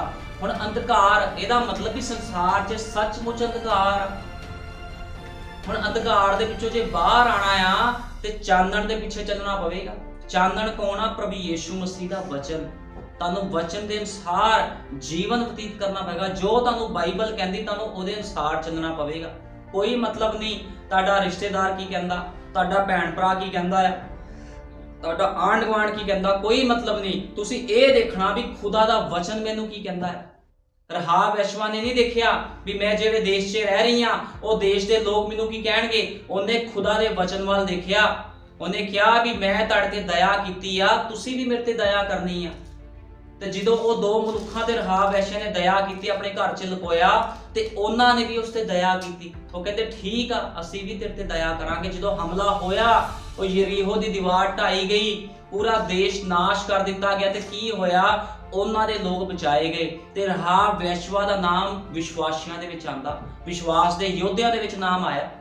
ਦੇਖੋ ਖੁਦਾਵੰਦ ਕਿੱਦਾਂ ਇੱਕ ਗਲਤ ਔਰਤ ਨੂੰ ਚੱਕ ਕੇ ਯੋਧਿਆਂ ਵਿੱਚ ਉਹਦਾ ਨਾਮ ਲਿਖ ਰਿਹਾ, ਉਹ ਵੀ ਵਿਸ਼ਵਾਸ ਦੇ ਯੋਧਿਆਂ ਦੇ ਵਿੱਚ ਨਾਮ ਲਿਖ ਰਿਹਾ। ਕਿੰਨੀ ਵੱਡੀ ਗੱਲ ਆ। ਇਹਦਾ ਮਤਲਬ ਖੁਦਾਵੰਦ ਪਾਪੀਆਂ ਦੇ ਨਾਲ ਪਿਆਰ ਕਰਦਾ। ਲੋਕੀ ਕਹਿੰਦੇ ਆ ਵੀ ਬਹੁਤ ਦੇਵੀ ਦੇਵਤੇ ਆਏ, ਉਹਨਾਂ ਨੇ ਪਾਪੀਆਂ ਦਾ ਨਾਸ਼ ਕੀਤਾ। ਨਾਸ਼ ਪਾਪੀਆਂ ਦਾ ਕਰਦਾ, ਲੇਕਿਨ ਪਾਪ ਦਾ ਨਾਸ਼ ਨਹੀਂ ਹੋਇਆ ਫਿਰ ਵੀ। ਲੇਕਿਨ ਪ੍ਰਭੂ ਯੀਸ਼ੂ ਮਸੀਹ ਪਾਪੀਆਂ ਨੂੰ ਬਚਾਉਣ ਆਇਆ ਤੇ ਪਾਪ ਦਾ ਨਾਸ਼ ਕਰਨ ਆਇਆ। ਪ੍ਰਭੂ ਯੀਸ਼ੂ ਮਸੀਹ ਨੇ ਕਿਹਾ ਪਾਪ ਨੂੰ ਛੱਡ ਤੇ ਮੇਰੇ ਮਗਰ ਹੋ ਤੁਰ। ਉਹ ਕਹਿੰਦਾ ਆਪਣੇ ਗੁਨਾਹ ਪਾਪਾਂ ਦੀ ਮਾਫੀ ਦੇ ਲਈ ਯੀਸ਼ੂ ਮਸੀਹ ਦੇ ਨਾਮ 'ਚ ਬਸਮਾ ਲਓ ਤਾਂ ਪਵਿੱਤਰ ਆਤਮਾ ਦਾ ਦਾਨ ਪਾਓਗੇ। ਹੁਣ ਜਿਹੜਾ ਮਨੁੱਖ ਪਾਪ ਦੇ ਵਿੱਚ ਉਹਦੇ ਕੋਲ ਸਮਾਂ ਹੈਗਾ ਆ ਵੀ ਆਪਣੇ ਪਾਪਾਂ ਨੂੰ ਛੱਡ ਕੇ ਯੀਸ਼ੂ ਮਸੀਹ ਨੂੰ ਆਪਣਾ ਮੁਕਤੀਦਾਤਾ ਗ੍ਰਹਿਣ ਕਰੇ ਤੇ ਇੱਕ ਦਿਨ ਉਹਦੇ ਰਾਜ ਦੇ ਵਿੱਚ ਵੀ ਜਾਊਗਾ। ਅੱਜ ਲੋਕ ਕਹਿੰਦੇ ਆ ਵੀ ਅਸੀਂ ਖੁਦਾ ਦੇ ਰਾਜ 'ਚ ਜਾਣਾ, ਅਸੀਂ ਪ੍ਰਭੂ ਦੇ ਕੋਲ ਜਾਣਾ। ਪ੍ਰਭੂ ਦੇ ਕੋਲ ਜਾਣਾ ਸੌਖਾ ਨਹੀਂ ਹੈ। ਤੁਸੀਂ ਇਸ ਥਾਂ ਦੇ ਵਿੱਚ ਦੂਜੀ ਕੰਟਰੀ 'ਚ ਨਹੀਂ ਜਾ ਸਕਦੇ। ਤੁਹਾਨੂੰ ਜਾਣ ਵਾਸਤੇ ਰੂਲ ਰੈਗੂਲੇਸ਼ਨ ਫੋਲੋ ਕਰਨਾ ਪਵੇਗਾ। ਚਲੋ ਬੰਦਾ ਚਲੇ ਵੀ ਜਾਊਗਾ, ਜਿਸ ਕੋ ਪੈਸਾ ਉਹ ਚਲੇ ਵੀ ਜਾਊਗਾ। ਜਿਹਨੇ ਅਮਰੀਕਾ ਜਾਣਾ ਅਮਰੀਕਾ ਵੀ ਜਾ ਸਕਦਾ ਹੋ, ਜਿਸ ਕੋ ਪੈਸਾ 20-25 ਲੱਖ ਅਮਰੀਕਾ ਜਾ ਸਕਦਾ। ਲੇਕਿਨ ਉਹ ਜਾਣ ਵਾਸਤੇ ਸ਼ਰਤਾਂ ਆ ਕੁਝ। ਸਭ ਤੋਂ ਪਹਿਲਾਂ ਸ਼ਰਤ ਕੀ ਹੁੰਦੀ ਆ? ਤੁਹਾਡਾ ਪਾਸਪੋਰਟ ਬਣਿਆ ਹੋਣਾ ਚਾਹੀਦਾ, ਤੁਹਾਡਾ ਕਰੈਕਟਰ ਸਹੀ ਹੋਣਾ ਚਾਹੀਦਾ, ਤੁਹਾਡਾ ਕੋਈ ਪੁਲਿਸ ਰਿਕਾਰਡ ਨਹੀਂ ਹੋਣਾ ਚਾਹੀਦਾ। ਇਸੇ ਤਰ੍ਹਾਂ ਫਿਰ ਤੁਸੀਂ ਉਸ ਜਗ੍ਹਾ ਤੇ ਜਾ ਸਕਦੇ। ਕਿਸੇ ਵੀ ਕੰਟਰੀ 'ਚ ਜਾਣਾ ਹੈ, ਸਾਰਾ ਕੁਝ ਰਿਪੋਰਟ ਚੈੱਕ ਹੁੰਦਾ ਵੀ ਕਿਤੇ ਬੰਦਾ ਕ੍ਰਿਮੀਨਲ ਤਾਂ ਨਹੀਂ, ਅੱਤਵਾਦੀ ਤਾਂ ਨਹੀਂ, ਗਲਤ ਤਾਂ ਨਹੀਂ, ਫਿਰ ਉਸ ਦੇਸ਼ 'ਚ ਜਾਂਦਾ ਹੈ ਨਾ। ਫਿਰ ਉਹ ਇੱਕ ਦੇਸ਼ ਤੋਂ ਇੱਕ ਬੰਦਾ ਦੂਜੇ ਦੇਸ਼ 'ਚ ਜਾ ਸਕਦਾ। ਜੇ ਕਿਸ ਨੇ ਖੁਦਾ ਦੇ ਰਾਜ 'ਚ ਜਾਣਾ ਜਿੱਥੇ ਖੁਦਾ ਰਹਿੰਦਾ ਆ, ਤੇ ਕੀ ਤੁਹਾਡਾ ਕਰੈਕਟਰ, ਤੁਹਾਡਾ ਸਿਸਟਮ ਚੈੱਕ ਨਹੀਂ ਕਰੇਗਾ ਉਹ ਵੀ ਇਹ ਬੰਦਾ ਮੇਰੇ ਰਾਜ 'ਚ ਜਾਣ ਦੇ ਯੋਗ ਹੈਗਾ ਜਾਂ ਨਹੀਂ ਹੈਗਾ? ਉਹ ਵੀ ਚੈੱਕ ਕਰਦਾ ਬੰਦਿਆਂ ਨੂੰ। ਜਦੋਂ ਅੱਜ ਲੋਕ ਪ੍ਰਭੂ ਦੇ ਵਿੱਚ ਆ ਜਾਂਦੇ ਆ, ਬੈਪਟਾਈਜ਼ ਵੀ ਲੈ ਲੈਂਦੇ ਆ, ਖੁਦਾ ਵਿੱਚ ਬਸਮਾ ਲੈ ਲੈਂਦੇ ਆ ਕੇ, ਫਿਰ ਪ੍ਰਭੂ ਕੀ ਕਰਦਾ? ਚੈੱਕ ਕਰਦਾ। ਉਹ ਕਹਿੰਦਾ ਬਸਮਾ ਤਾਂ ਲੈ ਲਿਆ, ਸਭ ਕੁਝ ਤਾਂ ਰੈਡੀ, ਹੁਣ ਤੈਨੂੰ ਚੈੱਕ ਤਾਂ ਕਰ ਲਈਏ ਵੀ ਤੂੰ ਜਾਣ ਦੇ ਯੋਗ ਹੈ ਵੀ ਆ ਕਿ ਨਹੀਂ ਆ। ਫਿਰ ਖੁਦਾਵੰਦ ਕਈ ਵਾਰੀ ਦਿੱਕਤਾਂ ਪਰੇਸ਼ਾਨੀਆਂ 'ਚ ਪਾਉਂਦਾ ਆਪਣੇ ਲੋਕਾਂ ਨੂੰ। ਉਹ ਚੈੱਕ ਕਰਦਾ ਆ ਵੀ ਇਹ ਟਿਕਦੇ ਕਿ ਨਹੀਂ ਟਿਕਦੇ। ਲੇਕਿਨ ਮੈਂ ਤੁਹਾਨੂੰ ਦੱਸਣਾ ਚਾਹੁੰਦਾ, ਜਿਹੜਾ ਮਨੁੱਖ ਦਿੱਕਤਾਂ ਪਰੇਸ਼ਾਨੀਆਂ ਦੇ ਵਿੱਚ ਵੀ ਕਹਿੰਦਾ ਪ੍ਰਭੂ ਜੀ ਮੇਰੇ ਜੀਵਨ ਵਿੱਚ ਤੇਰੀ ਮਰਜ਼ੀ ਪੂਰੀ ਹੋਵੇ, ਜੇ ਤੂੰ ਦੁੱਖਾਂ 'ਚ ਰੱਖਿਆ ਤਾਂ ਵੀ ਤੇਰੀ ਮਰਜ਼ੀ ਮੇਰੇ ਜੀਵਨ 'ਚ ਪੂਰੀ ਹੋ ਰਹੀ, ਮੈਂ ਵਿਸ਼ਵਾਸ ਕਰਦਾ, ਵਿਸ਼ਵਾਸ ਕਰਦੀ ਹਾਂ। ਉਹ ਕਹਿੰਦੇ ਪ੍ਰਭੂ ਜੀ ਤੇਰੀ ਮਹਿਮਾ ਹੋਵੇ। ਦੁੱਖ ਆ ਗਿਆ ਫਿਰ ਕੀ ਹੋਇਆ? ਕੱਲ ਨੂੰ ਸੁੱਖ ਵੀ ਆਊਗਾ। ਉਹ ਪਰਖਦਾ ਹੈ ਆਪਣੇ ਲੋਕਾਂ ਨੂੰ, ਜਿਹੜੇ ਉਹਦੀ ਪਰਖ ਚੋਂ ਨਿਕਲਦੇ, ਫਿਰ ਪ੍ਰਭੂ ਕਹਿੰਦਾ ਹਾਂ ਇਹ ਬੰਦਾ ਮੇਰੇ ਯੋਗ ਆ। ਕਿਉਂਕਿ ਬਿਨਾਂ ਪਰਖ ਤੋਂ ਕੋਈ ਬੰਦਾ ਸੀਟ ਤੱਕ ਨਹੀਂ ਪਹੁੰਚ ਸਕਦਾ। ਤੁਹਾਨੂੰ ਪਤਾ ਜਦੋਂ ਬੱਚਿਆਂ ਦੇ ਪੇਪਰ ਹੁੰਦੇ ਆ, ਉਹਨਾਂ ਦਾ ਟੈਸਟ ਲਿਆ ਜਾਂਦਾ, ਪੇਪਰ ਹੁੰਦੇ ਆ, ਤੇ ਉਹਨਾਂ ਨੂੰ ਦੇਖਿਆ ਜਾਂਦਾ ਵੀ ਅਗਲੀ ਕਲਾਸ ਵਿੱਚ ਜਾਣ ਦੇ ਯੋਗ ਹੈਗਾ ਕਿ ਨਹੀਂ ਹੈਗਾ। ਐਵੇਂ ਥੋੜੀ ਅਗਲੀ ਕਲਾਸ 'ਚ ਪਹੁੰਚਾ ਦਿੰਦਾ, ਅਗਲੇ ਨੇ ਸਕੂਲ ਦੀ ਰਿਜ਼ਲਟ ਥੋੜੀ ਕਰਾਣੀ। ਇਸੇ ਤਰ੍ਹਾਂ ਖੁਦਾ ਦੇਖਦਾ ਵੀ ਇਹ ਬੰਦਾ ਮੇਰੇ ਕੋਲ ਆਉਣ ਦੇ ਯੋਗ ਹੈਗਾ ਕਿ ਨਹੀਂ ਹੈਗਾ। ਜੇ ਬੰਦਾ ਪਰਫੈਕਟ ਹੁੰਦਾ, ਦੁੱਖਾਂ ਪ੍ਰੋਬਲਮਾਂ 'ਚੋਂ ਨਿਕਲਦਾ ਆ, ਖੁਦਾ ਦੇ ਵਚਨ ਨੂੰ ਪਹਿਲ ਦਿੰਦਾ, ਤੇ ਖੁਦਾ ਵੀ ਉਹਨੂੰ ਪਹਿਲ ਦਿੰਦਾ ਹੈ। ਜਦੋਂ ਤੱਕ ਕੋਈ ਬੰਦਾ ਖੁਦਾ ਨੂੰ ਪਹਿਲ ਨਹੀਂ ਦਊਗਾ, ਕਦੇ ਵੀ ਪਰਮੇਸ਼ਵਰ ਪ੍ਰਭੂ ਉਹਨੂੰ ਪਹਿਲ ਨਹੀਂ ਦਊਗਾ। ਜਿਹੜਾ ਮੂਸਾ ਸੀਗਾ, ਮੂਸਾ ਨੇ ਹਮੇਸ਼ਾ ਖੁਦਾ ਨੂੰ ਪਹਿਲ ਦਿੱਤੀ, ਯਹੋਸ਼ੂਆ ਨੇ ਪ੍ਰਭੂ ਨੂੰ ਪਹਿਲ ਦਿੱਤੀ। ਇਸੇ ਤਰ੍ਹਾਂ ਜਿੰਨੇ ਉਹਦੇ ਲੋਕ ਆਏ, ਜਦੋਂ ਪਵਿੱਤਰ ਆਤਮਾ ਦਾ ਬਸਮਾ ਉਹਨਾਂ ਦੇ ਅੰਦਰ ਆਇਆ, ਸਭਨਾਂ ਨੇ ਪ੍ਰਭੂ ਯਿਸੂ ਮਸੀਹ ਨੂੰ ਪਹਿਲ ਦਿੱਤੀ, ਤੇ ਖੁਦਾਵੰਦ ਨੇ ਵੀ ਉਹਨਾਂ ਨੂੰ ਪਹਿਲ ਦਿੱਤੀ। ਜਦੋਂ ਦਾਨੀਏਲ ਨੂੰ ਸ਼ੇਰਾਂ ਦੇ ਘੂਰਨੇ 'ਚ ਸਿੱਟਿਆ ਗਿਆ, ਕਿਉਂ ਸਿੱਟਿਆ ਗਿਆ ਸੀਗਾ ਉਹਨੂੰ ਸ਼ੇਰਾਂ ਦੇ ਘੂਰਨੇ 'ਚ? ਰਾਜੇ ਨੇ ਹੁਕਮ ਜਾਰੀ ਕੀਤਾ ਸੀ ਕਿ ਕੋਈ ਵੀ ਉਪਾਸਨਾ ਨਹੀਂ ਕਰੇਗਾ ਕਿਸੇ ਦੇਵਤੇ ਦੀ, ਕਿਸੇ ਪਰਮੇਸ਼ਵਰ ਦੀ। ਤੇ ਕੀ ਹੁੰਦਾ ਸੀ, ਜਿਹੜਾ ਦਾਨੀਏਲ ਸੀ ਉਹ 3 ਵਾਰ ਪ੍ਰਾਰਥਨਾ ਕਰਦਾ ਸੀ। ਯਰੂਸ਼ਲਮ ਵੱਲ ਬਾਰੀ ਸੀਗੀ, ਜਿਹੜਾ ਖਿੜਕੀ ਸੀ ਯਰੂਸ਼ਲਮ ਵੱਲ ਖੋਲ ਕੇ 3 ਵਾਰੀ ਸ਼ਰੇਆਮ ਪ੍ਰਾਰਥਨਾ ਕਰਦਾ। ਉਹ ਡਰਿਆ ਨਹੀਂ ਵੀ ਮੈਨੂੰ ਰਾਜੇ ਨੇ ਹੁਕਮ ਦਿੱਤਾ ਆ ਵੀ ਮਾਰ ਦਿੱਤਾ ਜਾਵੇਗਾ ਜਿਹੜਾ ਬੰਦਾ ਵੀ ਮੇਰੀ ਆਗਿਆ ਨਹੀਂ ਮੰਨੇਗਾ। ਉਹਨੇ ਖੁਦਾ ਦੀ ਮਰਜ਼ੀ ਨੂੰ ਪੂਰਾ ਕੀਤਾ। ਉਹ ਕਹਿੰਦਾ ਮੈਂ ਜਿਉਂਦੇ ਯਹੋਵਾ ਨੂੰ ਮੰਨਦਾ, ਮੈਂ ਪ੍ਰਾਰਥਨਾ ਕਰੂੰਗਾ। ਜਦੋਂ ਪ੍ਰਾਰਥਨਾ ਕਰਦਾ ਰਿਹਾ ਤੇ ਰਾਜੇ ਦੇ ਜਿਹੜੇ ਸਿਪਾਹੀ ਸੀਗੇ ਉਹਨਾਂ ਨੇ ਕੀ ਕੀਤਾ? ਚੱਕ ਕੇ ਉਹਨੂੰ ਸ਼ੇਰਾਂ ਦੇ ਘੂਰਨੇ ਸਿੱਟਿਆ। ਲੇਕਿਨ ਪ੍ਰਭੂ ਨੇ ਕੀ ਕੀਤਾ? ਸ਼ੇਰਾਂ ਦੇ ਮੂੰਹਾਂ ਨੂੰ ਵੀ ਬੰਦ ਕਰ ਦਿੱਤਾ। ਜੇ ਪ੍ਰਭੂ ਚਾਹੁੰਦਾ ਸ਼ੇਰਾਂ ਨੂੰ ਮਾਰ ਸਕਦਾ ਸੀਗਾ, ਲੇਕਿਨ ਪ੍ਰਭੂ ਨੇ ਸ਼ੇਰਾਂ ਨੂੰ ਨਹੀਂ ਮਾਰਿਆ। ਕਿਉਂਕਿ ਜਿਹੜੇ ਲੋਕ ਸੀ ਉਹਨਾਂ ਨੇ ਕਹਿਣਾ ਸੀ ਵੀ ਸ਼ਾਇਦ ਦਾਨੀਏਲ ਨੇ ਕੁਝ ਖਵਾਤਾ ਸ਼ੇਰਾਂ ਨੂੰ, ਇਸ ਕਰਕੇ ਸ਼ੇਰ ਮਰ ਗਿਆ। ਉਹਨੇ ਸ਼ੇਰਾਂ ਦੇ ਮੂੰਹ ਬੰਦ ਕਰ ਦਿੱਤੇ। ਸ਼ੇਰਾਂ ਦੇ ਮੂੰਹ ਬੰਦ ਕਰਨ ਦਾ ਮਤਲਬ ਸੀਗਾ ਵੀ ਸ਼ੇਰ ਉਸ ਥਾਂ 'ਚ ਘੁੰਮਤਾ ਰਹੇ ਸੀਗੇ, ਮੂੰਹ ਤਾਂ ਖੋਲ ਰਹੇ ਸੀ ਆਪਣਾ, ਲੇਕਿਨ ਉਹਨੂੰ ਖਾ ਨਹੀਂ ਸੀ ਰਹੇ। ਕਿਉਂਕਿ ਉਹਦੇ ਅੰਦਰ ਕੌਣ ਆ ਗਿਆ ਸੀ? ਚਾਨਣ ਆ ਗਿਆ ਸੀ। ਕਿਉਂਕਿ ਉਹਦੇ ਅੰਦਰ ਦਾਨੀਏਲ ਅੰਦਰ ਕੌਣ ਸੀ? ਚਾਨਣ ਸੀਗਾ, ਪ੍ਰਭੂ ਯਿਸੂ ਮਸੀਹ ਦਾ ਵਚਨ ਸੀਗਾ। ਜਿਹਦੇ ਅੰਦਰ ਵਚਨ ਆ, ਉਹਦੇ ਉੱਪਰ ਚਾਹੇ ਪ੍ਰੋਬਲਮਾਂ ਆਣ, ਚਾਹੇ ਦੁੱਖ ਆਵੇ, ਲੇਕਿਨ ਤਾਂ ਵੀ ਉਹਨੂੰ ਖਤਮ ਨਹੀਂ ਕਰ ਸਕਦਾ। ਜਿਹੜਾ ਬੰਦਾ ਖੁਦਾ ਵਿੱਚ ਚੱਲਦਾ, ਕਹਿੰਦੇ ਉਹ ਕਦੇ ਨਹੀਂ ਮਰੇਗਾ। ਚਾਹੇ ਉਹ ਸੰਸਾਰਿਕ ਤੌਰ ਤੇ ਮਰ ਜਾਵੇ, ਲੇਕਿਨ ਫਿਰ ਜਿਉਂਦਾ ਹੋ ਜਾਵੇਗਾ। ਬਾਈਬਲ ਇਸ ਚੀਜ਼ ਨੂੰ ਬਿਆਨ ਕਰਦੀ ਹੈ। ਕਹਿੰਦੇ ਰੈਪਚਰ ਤੋਂ ਪਹਿਲਾਂ ਜੇ ਕੋਈ ਖੁਦਾ ਵਿੱਚ ਚੱਲਦਾ ਚੱਲਦਾ ਸੌਂ ਵੀ ਜਾਂਦਾ ਆ, ਤੇ ਫਿਰ ਉਹ ਫਿਰ ਖੜਾ ਕਰ ਦਿੱਤਾ ਜਾਵੇਗਾ। ਸਰੀਰਕ ਤੌਰ ਤੇ ਬੰਦੇ ਕਹਿੰਦੇ ਜੀ ਖੁਦਾ ਨੂੰ ਮੰਨਦਾ ਸੀ, ਇਹ ਬੰਦਾ ਮਰ ਗਿਆ। ਲੇਕਿਨ ਮੈਂ ਤੁਹਾਨੂੰ ਦੱਸਣਾ ਚਾਹਨਾ, ਉਹ ਬੰਦਾ ਕਦੇ ਮਰਦਾ ਨਹੀਂ, ਉਹਦਾ ਸਰੀਰ ਸੌਂਦਾ। ਲੇਕਿਨ ਖੁਦਾ ਕਹਿੰਦਾ ਮੈਂ ਇੱਕ ਦਿਨ ਫਿਰ ਇਸ ਸਰੀਰ ਨੂੰ ਜਿਉਂਦਾ ਕਰ ਦੂੰਗਾ, ਖੜਾ ਕਰ ਦੂੰਗਾ। ਉਹ ਬੰਦਾ ਰੈਪਚਰ ਵਿੱਚ ਜਾਵੇਗਾ। ਜਿਹੜਾ ਪ੍ਰਭੂ ਨੂੰ ਮੰਨਦਾ ਹੈ, ਜਿਹੜਾ ਸਹੀ ਜੀਵਨ ਬਤੀਤ ਕਰ ਰਿਹਾ, ਉਹ ਬੰਦਾ ਰੈਪਚਰ ਵਿੱਚ ਚਲਾ ਜਾਵੇਗਾ। ਇਸੇ ਤਰ੍ਹਾਂ ਖੁਦਾ ਦਾ ਵਚਨ ਬਿਆਨ ਕਰਦਾ। ਇਸ ਕਰਕੇ ਹਮੇਸ਼ਾ ਚਾਨਣ ਦੇ ਪਿੱਛੇ ਚੱਲਣਾ। ਇਹ ਚਾਨਣ ਕੋਈ ਹੋਰ ਨਹੀਂ ਆ, ਸਾਡਾ ਪ੍ਰਭੂ ਯਿਸੂ ਮਸੀਹ ਚਾਨਣ। ਤੇ ਉਹਨੇ ਰਾਹ ਦਿਖਾਉਣ ਲਈ ਇੱਕ ਦੂਤ ਭੇਜਿਆ ਜਿਹਦਾ ਨਾਮ ਵਿਲੀਅਮ ਮੈਰਿਨ ਬ੍ਰੈਨਮ ਸੀ। ਉਸ ਦੂਤ ਨੂੰ ਜਦੋਂ ਭੇਜਿਆ, ਉਹ ਦੂਤ ਨੇ ਕੀ ਕੀਤਾ?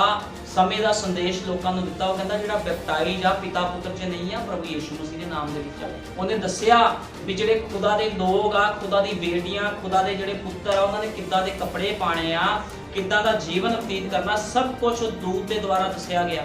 ਉਹ ਦੂਤ ਪ੍ਰਭੂ ਯਿਸੂ ਮਸੀਹ ਨੇ ਜਿਹੜਾ ਭੇਜਿਆ ਸੀ, ਉਹ ਸਾਡਾ ਪਿਆਰਾ ਭਾਈ ਵਿਲੀਅਮ ਮੈਰਿਨ ਬ੍ਰੈਨਮ ਸੀਗਾ। ਤੇ ਵਿਲੀਅਮ ਬ੍ਰੈਨਮ ਨੇ ਉਤਪਤ ਤੋਂ ਲੈ ਕੇ ਪ੍ਰਕਾਸ਼ ਦੀ ਪੋਥੀ ਦੇ ਸਭ ਗੁਪਤ ਭੇਦ ਖੋਲ ਦਿੱਤੇ। ਉਹਨੇ ਇੱਕ ਟੋਕਨ ਦਿੱਤਾ ਜਿਹੜਾ ਟੋਕਨ ਖੁਦਾ ਨੇ ਵਿਲੀਅਮ ਬ੍ਰੈਨਮ ਦੇ ਦੁਆਰਾ ਭੇਜਿਆ ਸੀ, ਜਿੱਦਾਂ ਰਹਾਬ ਵੈਸ਼ਿਆ ਟੋਕਨ ਦੇ ਥੱਲੇ ਆਈ, ਕਿਉਂਕਿ ਰਹਾਬ ਵੈਸ਼ਿਆ ਟੋਕਨ ਦੇ ਥੱਲੇ ਆਈ ਸੀ, ਉਸ ਧਾਗੇ ਦੇ, ਉਸ ਕਿਰਪਾ ਦੇ ਥੱਲੇ ਆਈ ਸੀ, ਇਸੇ ਤਰ੍ਹਾਂ ਅੱਜ ਖੁਦਾ ਦੀ ਦੁਲਹਨ, ਉਹਦੇ ਪਵਿੱਤਰ ਲੋਕ ਵੀ ਉਹਦੇ ਇੱਕ ਟੋਕਨ ਦੇ ਥੱਲੇ, ਇੱਕ ਦਾਇਰੇ ਦੇ ਥੱਲੇ ਹੈ, ਲਹੂ ਦੇ ਹੇਠ ਆ ਉਹ ਲੋਕ। ਹੁਣ ਅੱਜ ਸਾਡੇ ਉੱਪਰ ਵੀ ਖੁਦਾ ਦਾ ਲਹੂ ਲੱਗਿਆ, ਕਿਉਂਕਿ ਸਭਨਾਂ ਨੇ ਪ੍ਰਭੂ ਯਿਸੂ ਮਸੀਹ ਦੇ ਨਾਮ 'ਚ ਬਸਮਾ ਪ੍ਰਾਪਤ ਕੀਤਾ ਆ, ਪਵਿੱਤਰ ਆਤਮਾ ਦਾ ਦਾਨ ਪਾਇਆ। ਉਹ ਲੋਕਾਂ ਨੂੰ ਡਰਨ ਦੀ ਲੋੜ ਨਹੀਂ ਵੀ ਸੰਸਾਰ 'ਚ ਕੀ ਹੋ ਰਿਹਾ ਨਹੀਂ ਹੋ ਰਿਹਾ, ਕਿਉਂਕਿ ਸੰਸਾਰ ਦੇ ਵਿੱਚ ਬਹੁਤ ਕੁਝ ਹੋਣਾ ਆ। ਬਾਈਬਲ ਬਿਆਨ ਕਰਦੀ ਵੱਡੀ ਵੱਡੀ ਬਿਮਾਰੀਆਂ ਸੰਸਾਰ 'ਚ ਆਣੀਆਂ, ਸੰਸਾਰ 'ਚ ਕਰੋਨਾ ਫੈਲਿਆ, ਹੋਰ ਵੀ ਬਿਮਾਰੀਆਂ ਫੈਲ ਰਹੀਆਂ। ਉਹ ਕਹਿੰਦਾ ਲੇਕਿਨ ਮੇਰੇ ਲੋਕਾਂ ਨੂੰ ਡਰਨ ਦੀ ਲੋੜ ਨਹੀਂ, ਕਿਉਂਕਿ ਜਦੋਂ ਮਿਸਰ ਦੇਸ਼ ਦੇ ਵਿੱਚ ਖੁਦਾ ਨੇ ਬਵਾ ਭੇਜੀ ਸੀਗੀ, ਉਹਨੇ ਮਿਸਰੀਆਂ ਨੂੰ ਕਿਹਾ ਸੀ ਮਿਸਰੀਆਂ ਦੇ ਉੱਪਰ ਬਵਾ ਆਵੇਗੀ, ਲੇਕਿਨ ਇਜ਼ਰਾਈਲੀਆਂ ਦੇ ਉੱਪਰ ਕੋਈ ਬਵਾ ਨਹੀਂ ਆਵੇਗੀ। ਜਿਹੜੇ ਖੁਦਾ ਦੇ ਪਵਿੱਤਰ ਲੋਕ, ਉਹਨਾਂ ਨੂੰ ਡਰਨ ਦੀ ਲੋੜ ਨਹੀਂ। ਸੰਸਾਰ 'ਚ ਲੜਾਈ ਝਗੜੇ ਹੋਣ, ਵਿਸਫੋਟ ਹੋਣ, ਕੁਝ ਵੀ ਹੋਵੇ, ਇਹ ਕਹਿੰਦਾ ਸਭ ਕੁਝ ਹੋਣ ਤੋਂ ਪਹਿਲਾਂ ਖੁਦਾ ਆ ਕੇ ਆਪਣੀ ਦੁਲਹਨ ਨੂੰ ਆਪਣੇ ਨਾਲ ਲੈ ਕੇ ਜਾਵੇਗਾ। ਇਸ ਕਰਕੇ ਜਿਹੜੀ ਰਹਾਬ ਵੈਸ਼ਿਆ ਸੀ, ਉੱਤੇ ਵੱਡੀ ਕਿਰਪਾ ਕੀਤੀ ਗਈ, ਤੇ ਅੱਜ ਵੀ ਖੁਦਾ ਆਪਣੀ ਦੁਲਹਨ ਤੇ ਕਿਰਪਾ ਕਰ ਰਿਹਾ। ਉਹ ਕਹਿੰਦਾ ਲੇਕਿਨ ਸ਼ਰਤ ਆ, ਉਹਦੇ ਲੋਕਾਂ ਨੇ ਕਿਹਾ ਵੀ ਤੇਰੇ ਲੋਕ ਇਸ ਦਾਇਰੇ ਦੇ ਅੰਦਰ ਰਹਿਣੇ ਚਾਹੀਦੇ ਜਿੱਥੇ ਧਾਗਾ ਬੰਨਿਆ। ਜੇ ਦਾਇਰੇ ਤੋਂ ਬਾਹਰ ਆਣਗੇ ਤਾਂ ਅਸੀਂ ਤਲਵਾਰ ਨਾਲ ਮਾਰ ਸੁੱਟਾਂਗੇ, ਕਿਉਂਕਿ ਇਹੀ ਨਿਸ਼ਾਨੀ ਹੋਵੇਗੀ ਵੀ ਉਹ ਅੰਦਰ ਆ, ਅੰਦਰ ਵਾਲੇ ਨੂੰ ਬਖਸ਼ਿਆ ਜਾਵੇਗਾ, ਲੇਕਿਨ ਜਿਹੜਾ ਬਾਹਰ ਹੋਵੇਗਾ ਉਹਨੂੰ ਮਾਰ ਦਿੱਤਾ ਜਾਵੇਗਾ। ਤੇ ਇਸੇ ਤਰ੍ਹਾਂ ਹੋਇਆ, ਜਿੰਨੇ ਲੋਕ ਉਸ ਕਮਰੇ ਤੋਂ ਬਾਹਰ ਸੀ ਸਾਰੇ ਉਸ ਦੇਸ਼ ਵਿੱਚ ਮਾਰ ਦਿੱਤੇ ਗਏ, ਲੇਕਿਨ ਰਹਾਬ ਵੈਸ਼ਵਾ ਤੇ ਉਸਦੇ ਪਰਿਵਾਰ ਤੇ ਦਇਆ ਕੀਤੀ ਗਈ। ਹੁਣ ਤੁਸੀਂ ਦੇਖੋ ਬਾਈਬਲ ਬਿਆਨ ਕਰਦੇ, ਤੂੰ ਆਪ ਬਚ ਫਿਰ ਤੇਰਾ ਘਰਾਣਾ ਵੀ ਬਚਾਇਆ ਜਾਵੇਗਾ। ਹੁਣ ਵਿਸ਼ਵਾਸ ਤਾਂ ਰਹਾਬ ਵੈਸ਼ਵਾ ਨੇ ਕੀਤਾ ਸੀਗਾ, ਉਹਦੇ ਵਿਸ਼ਵਾਸ ਦੇ ਦੁਆਰਾ ਉਹਦਾ ਪਰਿਵਾਰ ਵੀ ਬਚਾਇਆ ਗਿਆ, ਕਿਉਂਕਿ ਉਹਨੇ ਦੱਸਿਆ ਵੀ ਇਦਾਂ ਦਾ ਖੁਦਾ ਦੇ ਲੋਕ ਐਸੇ ਉਹਨਾਂ ਨੇ ਹਮਲਾ ਕਰਨਾ ਕਿ ਤੁਸੀਂ ਮੇਰੇ ਕੋਲ ਇਕੱਠੇ ਹੋ ਜਾਓ। ਤਾਂ ਹੀ ਉਹਦੇ ਮਾਪਿਓ, ਭੈਣ ਭਰਾ, ਰਿਸ਼ਤੇ ਸਭ ਉਹਦੇ ਕੋਲ ਆਏ, ਉਹਨਾਂ ਨੇ ਵੀ ਵਿਸ਼ਵਾਸ ਕੀਤਾ ਫਿਰ ਰਹਾਬ ਦੀ ਗੱਲਾਂ ਤੇ, ਤਾਂ ਹੀ ਉਹ ਬਚਾਏ ਗਏ। ਤਾਂ ਹੀ ਖੁਦਾ ਦਾ ਵਚਨ ਕਹਿੰਦਾ ਤੂੰ ਆਪ ਤਾਂ ਬਚ, ਤੇਰਾ ਘਰਾਣਾ ਵੀ ਬਚਾਇਆ ਜਾਵੇਗਾ। ਇਹ ਨਾ ਸੋਚੋ ਮੇਰਾ ਪਰਿਵਾਰ ਨਹੀਂ ਬਚਾਇਆ ਗਿਆ, ਤੁਸੀਂ ਜੇ ਵਿਸ਼ਵਾਸ ਦੇ ਵਿੱਚ ਆ ਗਏ ਹੋ, ਤੁਹਾਡੇ ਵਿਸ਼ਵਾਸ ਦੇ ਦੁਆਰਾ ਹੀ ਤੁਹਾਡੇ ਪਰਿਵਾਰ ਤੇ ਵੀ ਇੱਕ ਨਾ ਇੱਕ ਦਿਨ ਕਿਰਪਾ ਹੋਵੇਗੀ, ਕਿਉਂਕਿ ਖੁਦਾ ਦਾ ਵਚਨ ਇਸੇ ਚੀਜ਼ ਨੂੰ ਬਿਆਨ ਕਰਦਾ ਹੈ। ਹੁਣ ਨਬੀ ਨੇ ਕਿਹਾ, ਕਹਿੰਦਾ ਹਨੇਰਾ ਕਿੰਨਾ ਵੀ ਹੋਵੇ ਕੋਈ ਮਤਲਬ ਨਹੀਂ, ਕਹਿੰਦਾ ਉੱਠ ਚਮਕ ਤੇ ਪ੍ਰਕਾਸ਼ਮਾਨ ਹੋ। ਉਹ ਕਹਿੰਦਾ ਇਹ ਸੰਸਾਰ ਤਾਂ ਹਨੇਰੇ ਨਾਲ ਭਰਿਆ ਹੋਇਆ, ਲੋਕਾਂ ਨੂੰ ਕੋਈ ਡਰ ਨਹੀਂ ਆ ਖੁਦਾ ਦਾ, ਹਰ ਬੰਦਾ ਗੰਦਗੀ ਬੋਲਦਾ, ਤੁਹਾਨੂੰ ਪਤਾ ਲੋਕ ਗਾਲਾਂ ਕੱਢਦੇ, ਸ਼ਰਾਬ ਪੀਂਦੇ ਆ, ਗਲਤ ਕੰਮ ਕਰਦੇ ਆ, ਲੁੱਚਪੁਣਾ ਕਰਦੇ ਆ, ਹਰਾਮਕਾਰੀ ਕਰਦੇ, ਸਭ ਕੁਝ ਕਰ ਰਹੇ ਆ, ਲੇਕਿਨ ਖੁਦਾ ਦੇ ਲੋਕ ਪ੍ਰਕਾਸ਼ਵਾਨ ਆ। ਇਸ ਕਰਕੇ ਖੁਦਾਵੰਦ ਕਹਿੰਦਾ, ਨਬੀ ਕਹਿੰਦਾ ਆ, ਖੁਦਾ ਦਾ ਭਾਈ ਬ੍ਰੈਨਮ ਨੇ ਕਿਹਾ, ਕਹਿੰਦਾ ਜਿੰਨਾ ਮਰਜ਼ੀ ਹਨੇਰਾ ਸੰਸਾਰ ਦੇ ਵਿੱਚ, ਸਾਨੂੰ ਉਹਦੀ ਕੋਈ ਪਰਵਾਹ ਕਰਨ ਦੀ ਲੋੜ ਨਹੀਂ, ਸਾਡੇ ਕੋਲ ਤਾਂ ਪ੍ਰਕਾਸ਼ ਹੈਗਾ ਆ, ਅਸੀਂ ਤਾਂ ਪ੍ਰਕਾਸ਼ 'ਚ ਚੱਲ ਰਹੇ ਆ। ਜੇ ਅਸੀਂ ਪ੍ਰਕਾਸ਼ 'ਚ ਚੱਲ ਰਹੇ ਆ, ਅਸੀਂ ਦੂਜਿਆਂ ਨੂੰ ਵੀ ਚਾਨਣ 'ਚ ਲਿਆ ਸਕਦੇ ਆ। ਇਸ ਕਰਕੇ ਉਹ ਕਹਿੰਦਾ ਉੱਠ ਚਮਕ ਤੇ ਪ੍ਰਕਾਸ਼ਵਾਨ ਹੋ। ਇਸ ਕਰਕੇ ਅੱਜ ਪ੍ਰਕਾਸ਼ਵਾਨ ਹੋਣਾ ਸਭ ਲੋਕਾਂ ਨੇ ਖੁਦਾ ਦੇ ਵਚਨ ਦੇ ਪਿੱਛੇ ਚੱਲਣਾ ਹੈ। ਜਿੱਦਾਂ ਰਹਾਬ ਵੈਸ਼ਵਾ ਤੇ ਦਇਆ ਕੀਤੀ, ਪ੍ਰਭੂ ਅੱਜ ਵੀ ਆਪਣੇ ਲੋਕਾਂ ਤੇ ਦਇਆ ਕਰ ਰਿਹਾ। ਉਹ ਕਹਿੰਦਾ ਸਿਰਫ ਦਾਇਰੇ ਦੇ ਵਿੱਚ ਰਹਿਣਾ, ਲਹੂ ਦੇ ਹੇਠ ਰਹਿਣਾ ਹੈ। ਤੇ ਖੁਦਾ ਦੇ ਲਹੂ ਦੇ ਹੇਠ ਰਹਿਣ ਦਾ ਮਤਲਬ ਆ ਪਵਿੱਤਰ ਆਤਮਾ ਦਾ ਬਸਮਾ। ਜਿਹੜਾ ਪਵਿੱਤਰ ਆਤਮੇ ਦੇ ਬਸਮੇ ਥੱਲੇ ਰਹੇਗਾ, ਉੱਤੇ ਦਇਆ ਤੇ ਕਿਰਪਾ ਕੀਤੀ ਜਾਵੇਗੀ। ਜਿਸ ਤਰ੍ਹਾਂ ਯਹੋਸ਼ੂਆ ਦੇ ਕਲੇਬ ਮਿਸਰ ਦੇ ਦੇਸ਼ ਚੋਂ ਨਿਕਲੇ ਤੇ 20 ਤੋਂ 22 ਲੱਖ ਲੋਕ ਸੀਗੇ, ਲੇਕਿਨ ਬਚੇ ਕਿੰਨੇ? ਸਿਰਫ 2 ਯਹੋਸ਼ੂਆ ਤੇ ਕਲੇਬ। ਕਿਉਂਕਿ ਇਹ ਕਿਹਦੇ ਹੇਠ ਸੀਗੇ? ਪਵਿੱਤਰ ਆਤਮਾ ਦੇ ਥੱਲੇ ਸੀਗੇ। ਇਹ ਪਵਿੱਤਰ ਆਤਮਾ ਦੇ ਬਸਮੇ ਦੇ ਹੇਠ ਸੀਗੇ ਲੋਕ, ਖੁਦਾ ਦੀ ਆਗਿਆਕਾਰੀ ਦੇ ਨੀਚੇ ਸੀ, ਲੇਕਿਨ ਸਾਰੇ ਮਾਰੇ ਗਏ। ਇਹਦਾ ਮਤਲਬ ਕੋਈ ਨਹੀਂ ਵੀ ਕੋਈ ਬੰਦਾ ਚਰਚ 'ਚ ਆ ਰਿਹਾ ਤਾਂ ਉਹਦਾ ਬਚਾਅ ਹੋ ਜਾਊਗਾ। ਚਾਹੇ ਤੁਸੀਂ ਚਰਚ 'ਚ ਆ ਰਹੇ ਹੋ, ਤੁਹਾਡਾ ਬਚਾਅ ਤਾਂ ਵੀ ਨਹੀਂ ਹੋਣਾ ਜਦੋਂ ਤੱਕ ਤੁਸੀਂ ਆਗਿਆਕਾਰੀ ਨਹੀਂ ਕਰ ਰਹੇ। ਚਰਚ 'ਚ ਆਉਣ ਦੇ ਨਾਲ ਕਿਸੇ ਦਾ ਬਚਾਅ ਨਹੀਂ ਹੋਣਾ। ਜਦੋਂ ਮਿਸਰ ਦੇ ਵਿੱਚੋਂ ਇੰਨੇ ਲੱਖਾਂ ਲੋਕਾਂ ਨੂੰ ਕੱਢਿਆ ਤੇ ਉਹ ਲੋਕ ਬਚੇ ਕਿਉਂ ਨਹੀਂ? ਫਿਰ ਸਵਾਲ ਤਾਂ ਆਇਆ, ਖੁਦਾ ਨੇ ਕੱਢਿਆ ਤੇ ਖੁਦਾ ਨੇ ਕਿਉਂ ਮਾਰਿਆ ਉਹਨਾਂ ਲੋਕਾਂ ਨੂੰ? ਕਿਉਂਕਿ ਉਹ ਲੋਕਾਂ ਨੇ ਆਗਿਆਕਾਰੀ ਨਹੀਂ ਸੀ ਕੀਤੀ। ਬਾਹਰ ਤੇ ਕੱਢ ਲਿਆ। ਹੁਣ ਇਸੇ ਤਰ੍ਹਾਂ ਖੁਦਾਵੰਦ ਪਾਪਾਂ ਵਿੱਚੋਂ ਬਾਹਰ ਤਾਂ ਕੱਢ ਲੈਂਦਾ, ਲੇਕਿਨ ਬਾਹਰ ਕੱਢਣ ਤੋਂ ਬਾਅਦ ਉਹਦੇ ਬਾਅਦ ਸਹੀ ਜੀਵਨ ਤਾਂ ਤੁਸੀਂ ਜੀਣਾ ਹੈ। ਇਹ ਤਾਂ ਨਹੀਂ ਵੀ ਇੱਕ ਵਾਰ ਤੁਹਾਡੇ ਪਾਪ ਮਾਫ ਹੋ ਗਏ, ਤੁਹਾਨੂੰ ਤੰਗੀ ਵਿੱਚੋਂ ਬਾਹਰ ਕੱਢਤਾ, ਬਿਮਾਰੀਆਂ ਵਿੱਚੋਂ ਬਾਹਰ ਕੱਢਤਾ, ਤੁਸੀਂ ਕਹੋ ਜੀ ਅਸੀਂ ਤਾਂ ਹੁਣ ਬਿਮਾਰੀ 'ਚੋਂ ਬਾਹਰ ਨਿਕਲ ਫਿਰ ਗਲਤ ਕੰਮ ਕਰਾਂਗੇ। ਨਹੀਂ, ਜੇ ਤੁਹਾਨੂੰ ਤੰਗੀਆਂ ਮੁਸੀਬਤਾਂ ਉਸ ਗੰਦਗੀ 'ਚੋਂ ਬਾਹਰ ਕੱਢਿਆ ਤਾਂ ਤੁਹਾਨੂੰ ਆਪਣੇ ਆਪ ਨੂੰ ਸਾਫ਼ ਰੱਖਣਾ ਪਵੇਗਾ। ਫਿਰ ਗੱਲ ਤਾਂ ਉਹੀ ਆਉਂਦੀ, ਸੂਰ ਨੂੰ ਬਾਹਰ ਕੱਢਿਆ, ਸੂਰ ਫਿਰ ਚਿੱਕੜ ਦੇ ਵਿੱਚ। ਇਸੇ ਤਰ੍ਹਾਂ ਲੋਕਾਂ ਦੇ ਜੀਵਨ ਅੱਜ ਸਫਾਈ ਹੋ ਜਾਂਦੀ ਆ, ਜਦੋਂ ਬੈਪਟਾਈਜ਼ ਹੋ ਜਾਂਦਾ ਆ, ਪ੍ਰਕਾਸ਼ ਦੇ ਵਿੱਚ ਲੋਕ ਆ ਜਾਂਦੇ, ਫਿਰ ਗਲਤ ਪਾਸੇ ਜਾਂਦੇ ਆ। ਫਿਰ ਉਹ ਆਪ ਜ਼ਿੰਮੇਵਾਰ। ਨਬੀ ਕਹਿੰਦਾ ਇਹ ਲੋਕ ਨਿਆਂ ਥੱਲੇ ਆ ਜਾਂਦੇ ਆ, ਕਿਉਂਕਿ ਇਹ ਲੋਕ ਨਿਆਂ ਦੇ ਨੀਚੇ ਆ ਜਾਂਦੇ ਆ। ਲੇਕਿਨ ਰਹਾਬ ਵੈਸ਼ਿਆ ਨਿਆਂ ਦੇ ਨੀਚੇ ਨਹੀਂ ਆਈ। ਅੱਜ ਦੀ ਦੁਲਹਨ ਵੀ ਨਿਆਂ ਦੇ ਨੀਚੇ ਨਹੀਂ ਆਵੇਗੀ, ਕਿਉਂਕਿ ਅੱਜ ਦੀ ਜਿਹੜੀ ਦੁਲਹਨ ਆ, ਖੁਦਾ ਦੇ ਪਵਿੱਤਰ ਲੋਕ ਆ, ਇਹਨਾਂ ਨੂੰ ਪ੍ਰਕਾਸ਼ ਦਿੱਤਾ ਗਿਆ, ਰਿਵਲੇਸ਼ਨ ਦਿੱਤਾ ਗਿਆ, ਨਬੀ ਦਾ ਸੰਦੇਸ਼ ਦਿੱਤਾ ਗਿਆ ਹੈ। खुदा ने इस करके अपने नबी ਨੂੰ ਭੇਜਿਆ। ਖੁਦਾਵੰਦ ਕੀ ਕਰਦਾ, ਜਦੋਂ ਪ੍ਰਭੂ ਨੇ ਧਰਤੀ ਦਾ ਨਾਸ਼ ਕਰਨਾ ਚਾਹਿਆ, ਉਹਨੇ ਇੱਕ ਮਨੁੱਖ ਭੇਜਿਆ, ਇੱਕ ਨਬੀ ਭੇਜਿਆ। ਇਸੇ ਤਰ੍ਹਾਂ ਉਹਨੇ ਅੱਜ ਵੀ ਇੱਕ ਨਬੀ ਨੂੰ ਭੇਜਿਆ। ਉਹਨੇ ਨੂਹ ਦੇ ਸਮੇਂ ਨੂਹ ਨੂੰ ਭੇਜਿਆ, ਮੂਸਾ ਦੇ ਸਮੇਂ ਮੂਸਾ ਨੂੰ ਭੇਜਿਆ।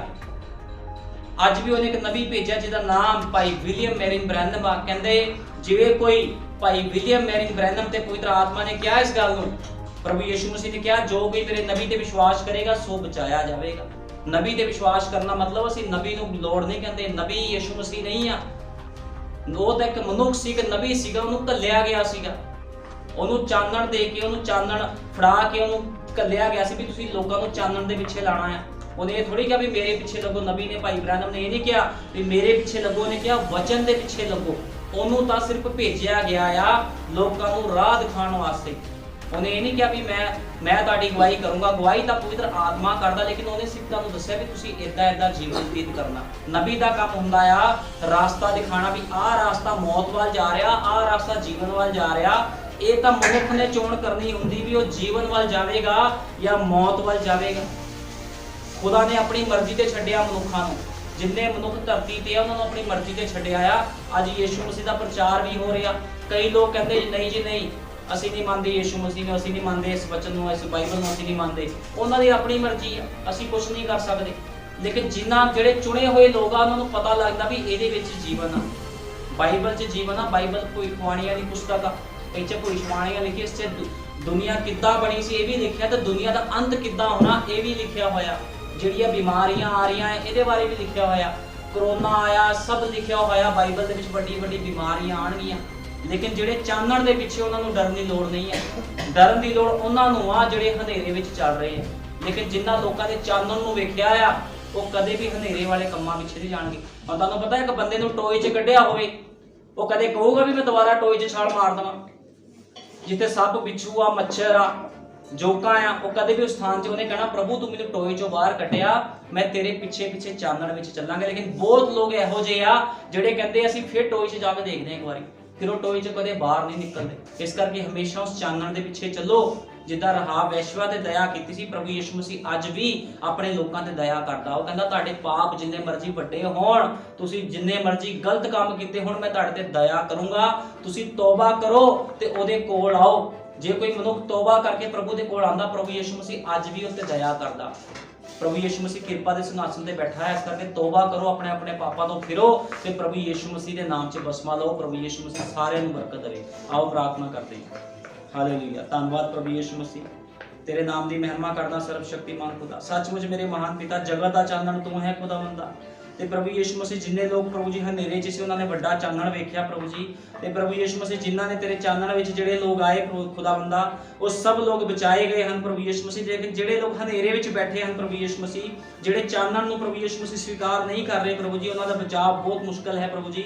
ਲੇਕਿਨ ਮੈਂ ਤੇਰਾ ਧੰਨਵਾਦ ਕਰਦਾ ਖੁਦਾਵੰਦਾ, ਤੂੰ ਮੇਰੇ ਤੇ ਵੀ ਦਇਆ ਕੀਤੀ ਪ੍ਰਭੂ ਜੀ, ਇਸ ਕਲੀਸਿਆ ਤੇ ਵੀ ਦਇਆ ਕੀਤੀ। ਅਸੀਂ ਤੇਰੇ ਚਾਨਣ ਵਿੱਚ ਆਏ ਹਾਂ, ਤੇਰੇ ਰੈਵਲੇਸ਼ਨ ਵਿੱਚ ਆਏ ਹਾਂ, ਕਿਉਂਕਿ ਤੇਰਾ ਚਾਨਣ, ਤੇਰਾ ਰੈਵਲੇਸ਼ਨ ਪ੍ਰਭੂ ਯਿਸੂ ਮਸੀਹ ਭਾਈ ਵਿਲੀਅਮ ਮੈਰਿਨ ਬ੍ਰੈਨਮ ਲੈ ਕੇ ਆਇਆ ਖੁਦਾਵੰਦਾ, ਜਿਨੇ ਆਪਣੀ ਦੁਲਹਨ ਦੇ ਲੋਕਾਂ ਦੇ ਜੀਵਨਾਂ ਨੂੰ ਬਦਲ ਦਿੱਤਾ। ਜਿਹੜੇ ਲੋਕ ਨਬੀ ਦੇ ਸੰਦੇਸ਼ ਉੱਤੇ, ਸਮੇਂ ਦੇ ਸੰਦੇਸ਼ ਉੱਤੇ ਵਿਸ਼ਵਾਸ ਕਰਕੇ ਚੱਲ ਰਹੇ ਹਨ ਖੁਦਾਵੰਦਾ, ਤੂੰ ਉਹਨਾਂ ਤੇ ਵੱਡੀ ਕਿਰਪਾ ਕਰ ਰਿਹਾ ਹੈ ਖੁਦਾਵੰਦਾ। ਤੇ ਮੈਂ ਵਿਸ਼ਵਾਸ ਕਰਦਾ ਪ੍ਰਭੂ ਜੀ ਅਸੀਂ ਇਸੇ ਤਰ੍ਹਾਂ ਤੇਰੀ ਮਹਿਮਾ ਤੇ ਵਡਿਆਈ ਕਰਦੇ ਜਾਵਾਂਗੇ ਪ੍ਰਭੂ ਜੀ। ਇੱਕ ਦਿਨ ਤੂੰ ਆਏਗਾ ਤੇ ਸਾਨੂੰ ਖੁਦਾਵੰਦਾ ਲੈ ਜਾਵੇਂਗਾ ਤੇ ਧਰਤੀ ਪੂਰੀ ਨਾਸ਼ ਕਰ ਦਿੱਤੀ ਜਾਵੇਗੀ ਖੁਦਾਵੰਦਾ। ਇਹਦਾ ਯਰੀਹੋ ਸ਼ਹਿਰ ਨਾਸ਼ ਕਰ ਦਿੱਤਾ ਗਿਆ ਪ੍ਰਭੂ ਯਿਸੂ ਮਸੀਹ, ਇਸੇ ਤਰ੍ਹਾਂ ਇਹ ਧਰਤੀ ਵੀ ਨਾਸ਼ ਕਰ ਦਿੱਤੀ ਜਾਵੇਗੀ ਖੁਦਾਵੰਦਾ। ਰਾਹਾਬ ਵੈਸ਼ਿਆ ਤੇ ਉਹਦਾ ਪਰਿਵਾਰ ਬਚਾਇਆ ਗਿਆ, ਇਸੇ ਤਰ੍ਹਾਂ ਤੂੰ ਆਪਣੀ ਦੁਲਹਨ ਨੂੰ ਖੁਦਾਵੰਦਾ ਅੱਜ ਬਚਾਏਗਾ ਖੁਦਾਵੰਦਾ, ਆਪਣੇ ਨਾਲ ਰੈਪਚਰ ਵਿੱਚ ਲੈ ਕੇ ਜਾਵੇਂਗਾ ਤੇ ਰੈਪਚਰ ਤੋਂ ਬਾਅਦ ਇਹ ਸਾਰੀ ਧਰਤੀ ਤਬਾਹ ਕਰ ਦਿੱਤੀ ਜਾਵੇਗੀ ਖੁਦਾਵੰਦਾ। ਮੈਂ ਤੇਰਾ ਬਹੁਤ ਸ਼ੁਕਰਗੁਜ਼ਾਰ ਹਾਂ ਖੁਦਾਵੰਦਾ ਸਮੇਂ ਦੇ ਸੰਦੇਸ਼ ਦੇ ਲਈ ਖੁਦਾਵੰਦਾ। ਤੇ ਪ੍ਰਭੂ ਜਿੰਨੇ ਭੈਣ ਭਾਈ ਸਥਾਨ 'ਚ ਬੈਠੇ ਹਨ, ਮੈਂ ਵਿਸ਼ਵਾਸ ਕਰਦਾ ਇਹ ਵਚਨ ਇਹਨਾਂ ਦੇ ਹਿਰਦਿਆਂ ਨੂੰ ਛਿਪ ਚੁੱਕਿਆ ਹੈ ਖੁਦਾਵੰਦਾ। ਇਹ ਸਭ ਤੇਰੇ ਵਚਨ ਦੇ ਅਨੁਸਾਰ ਜੀਵਨ ਬਤੀਤ ਕਰਨਗੇ ਪ੍ਰਭੂ ਜੀ,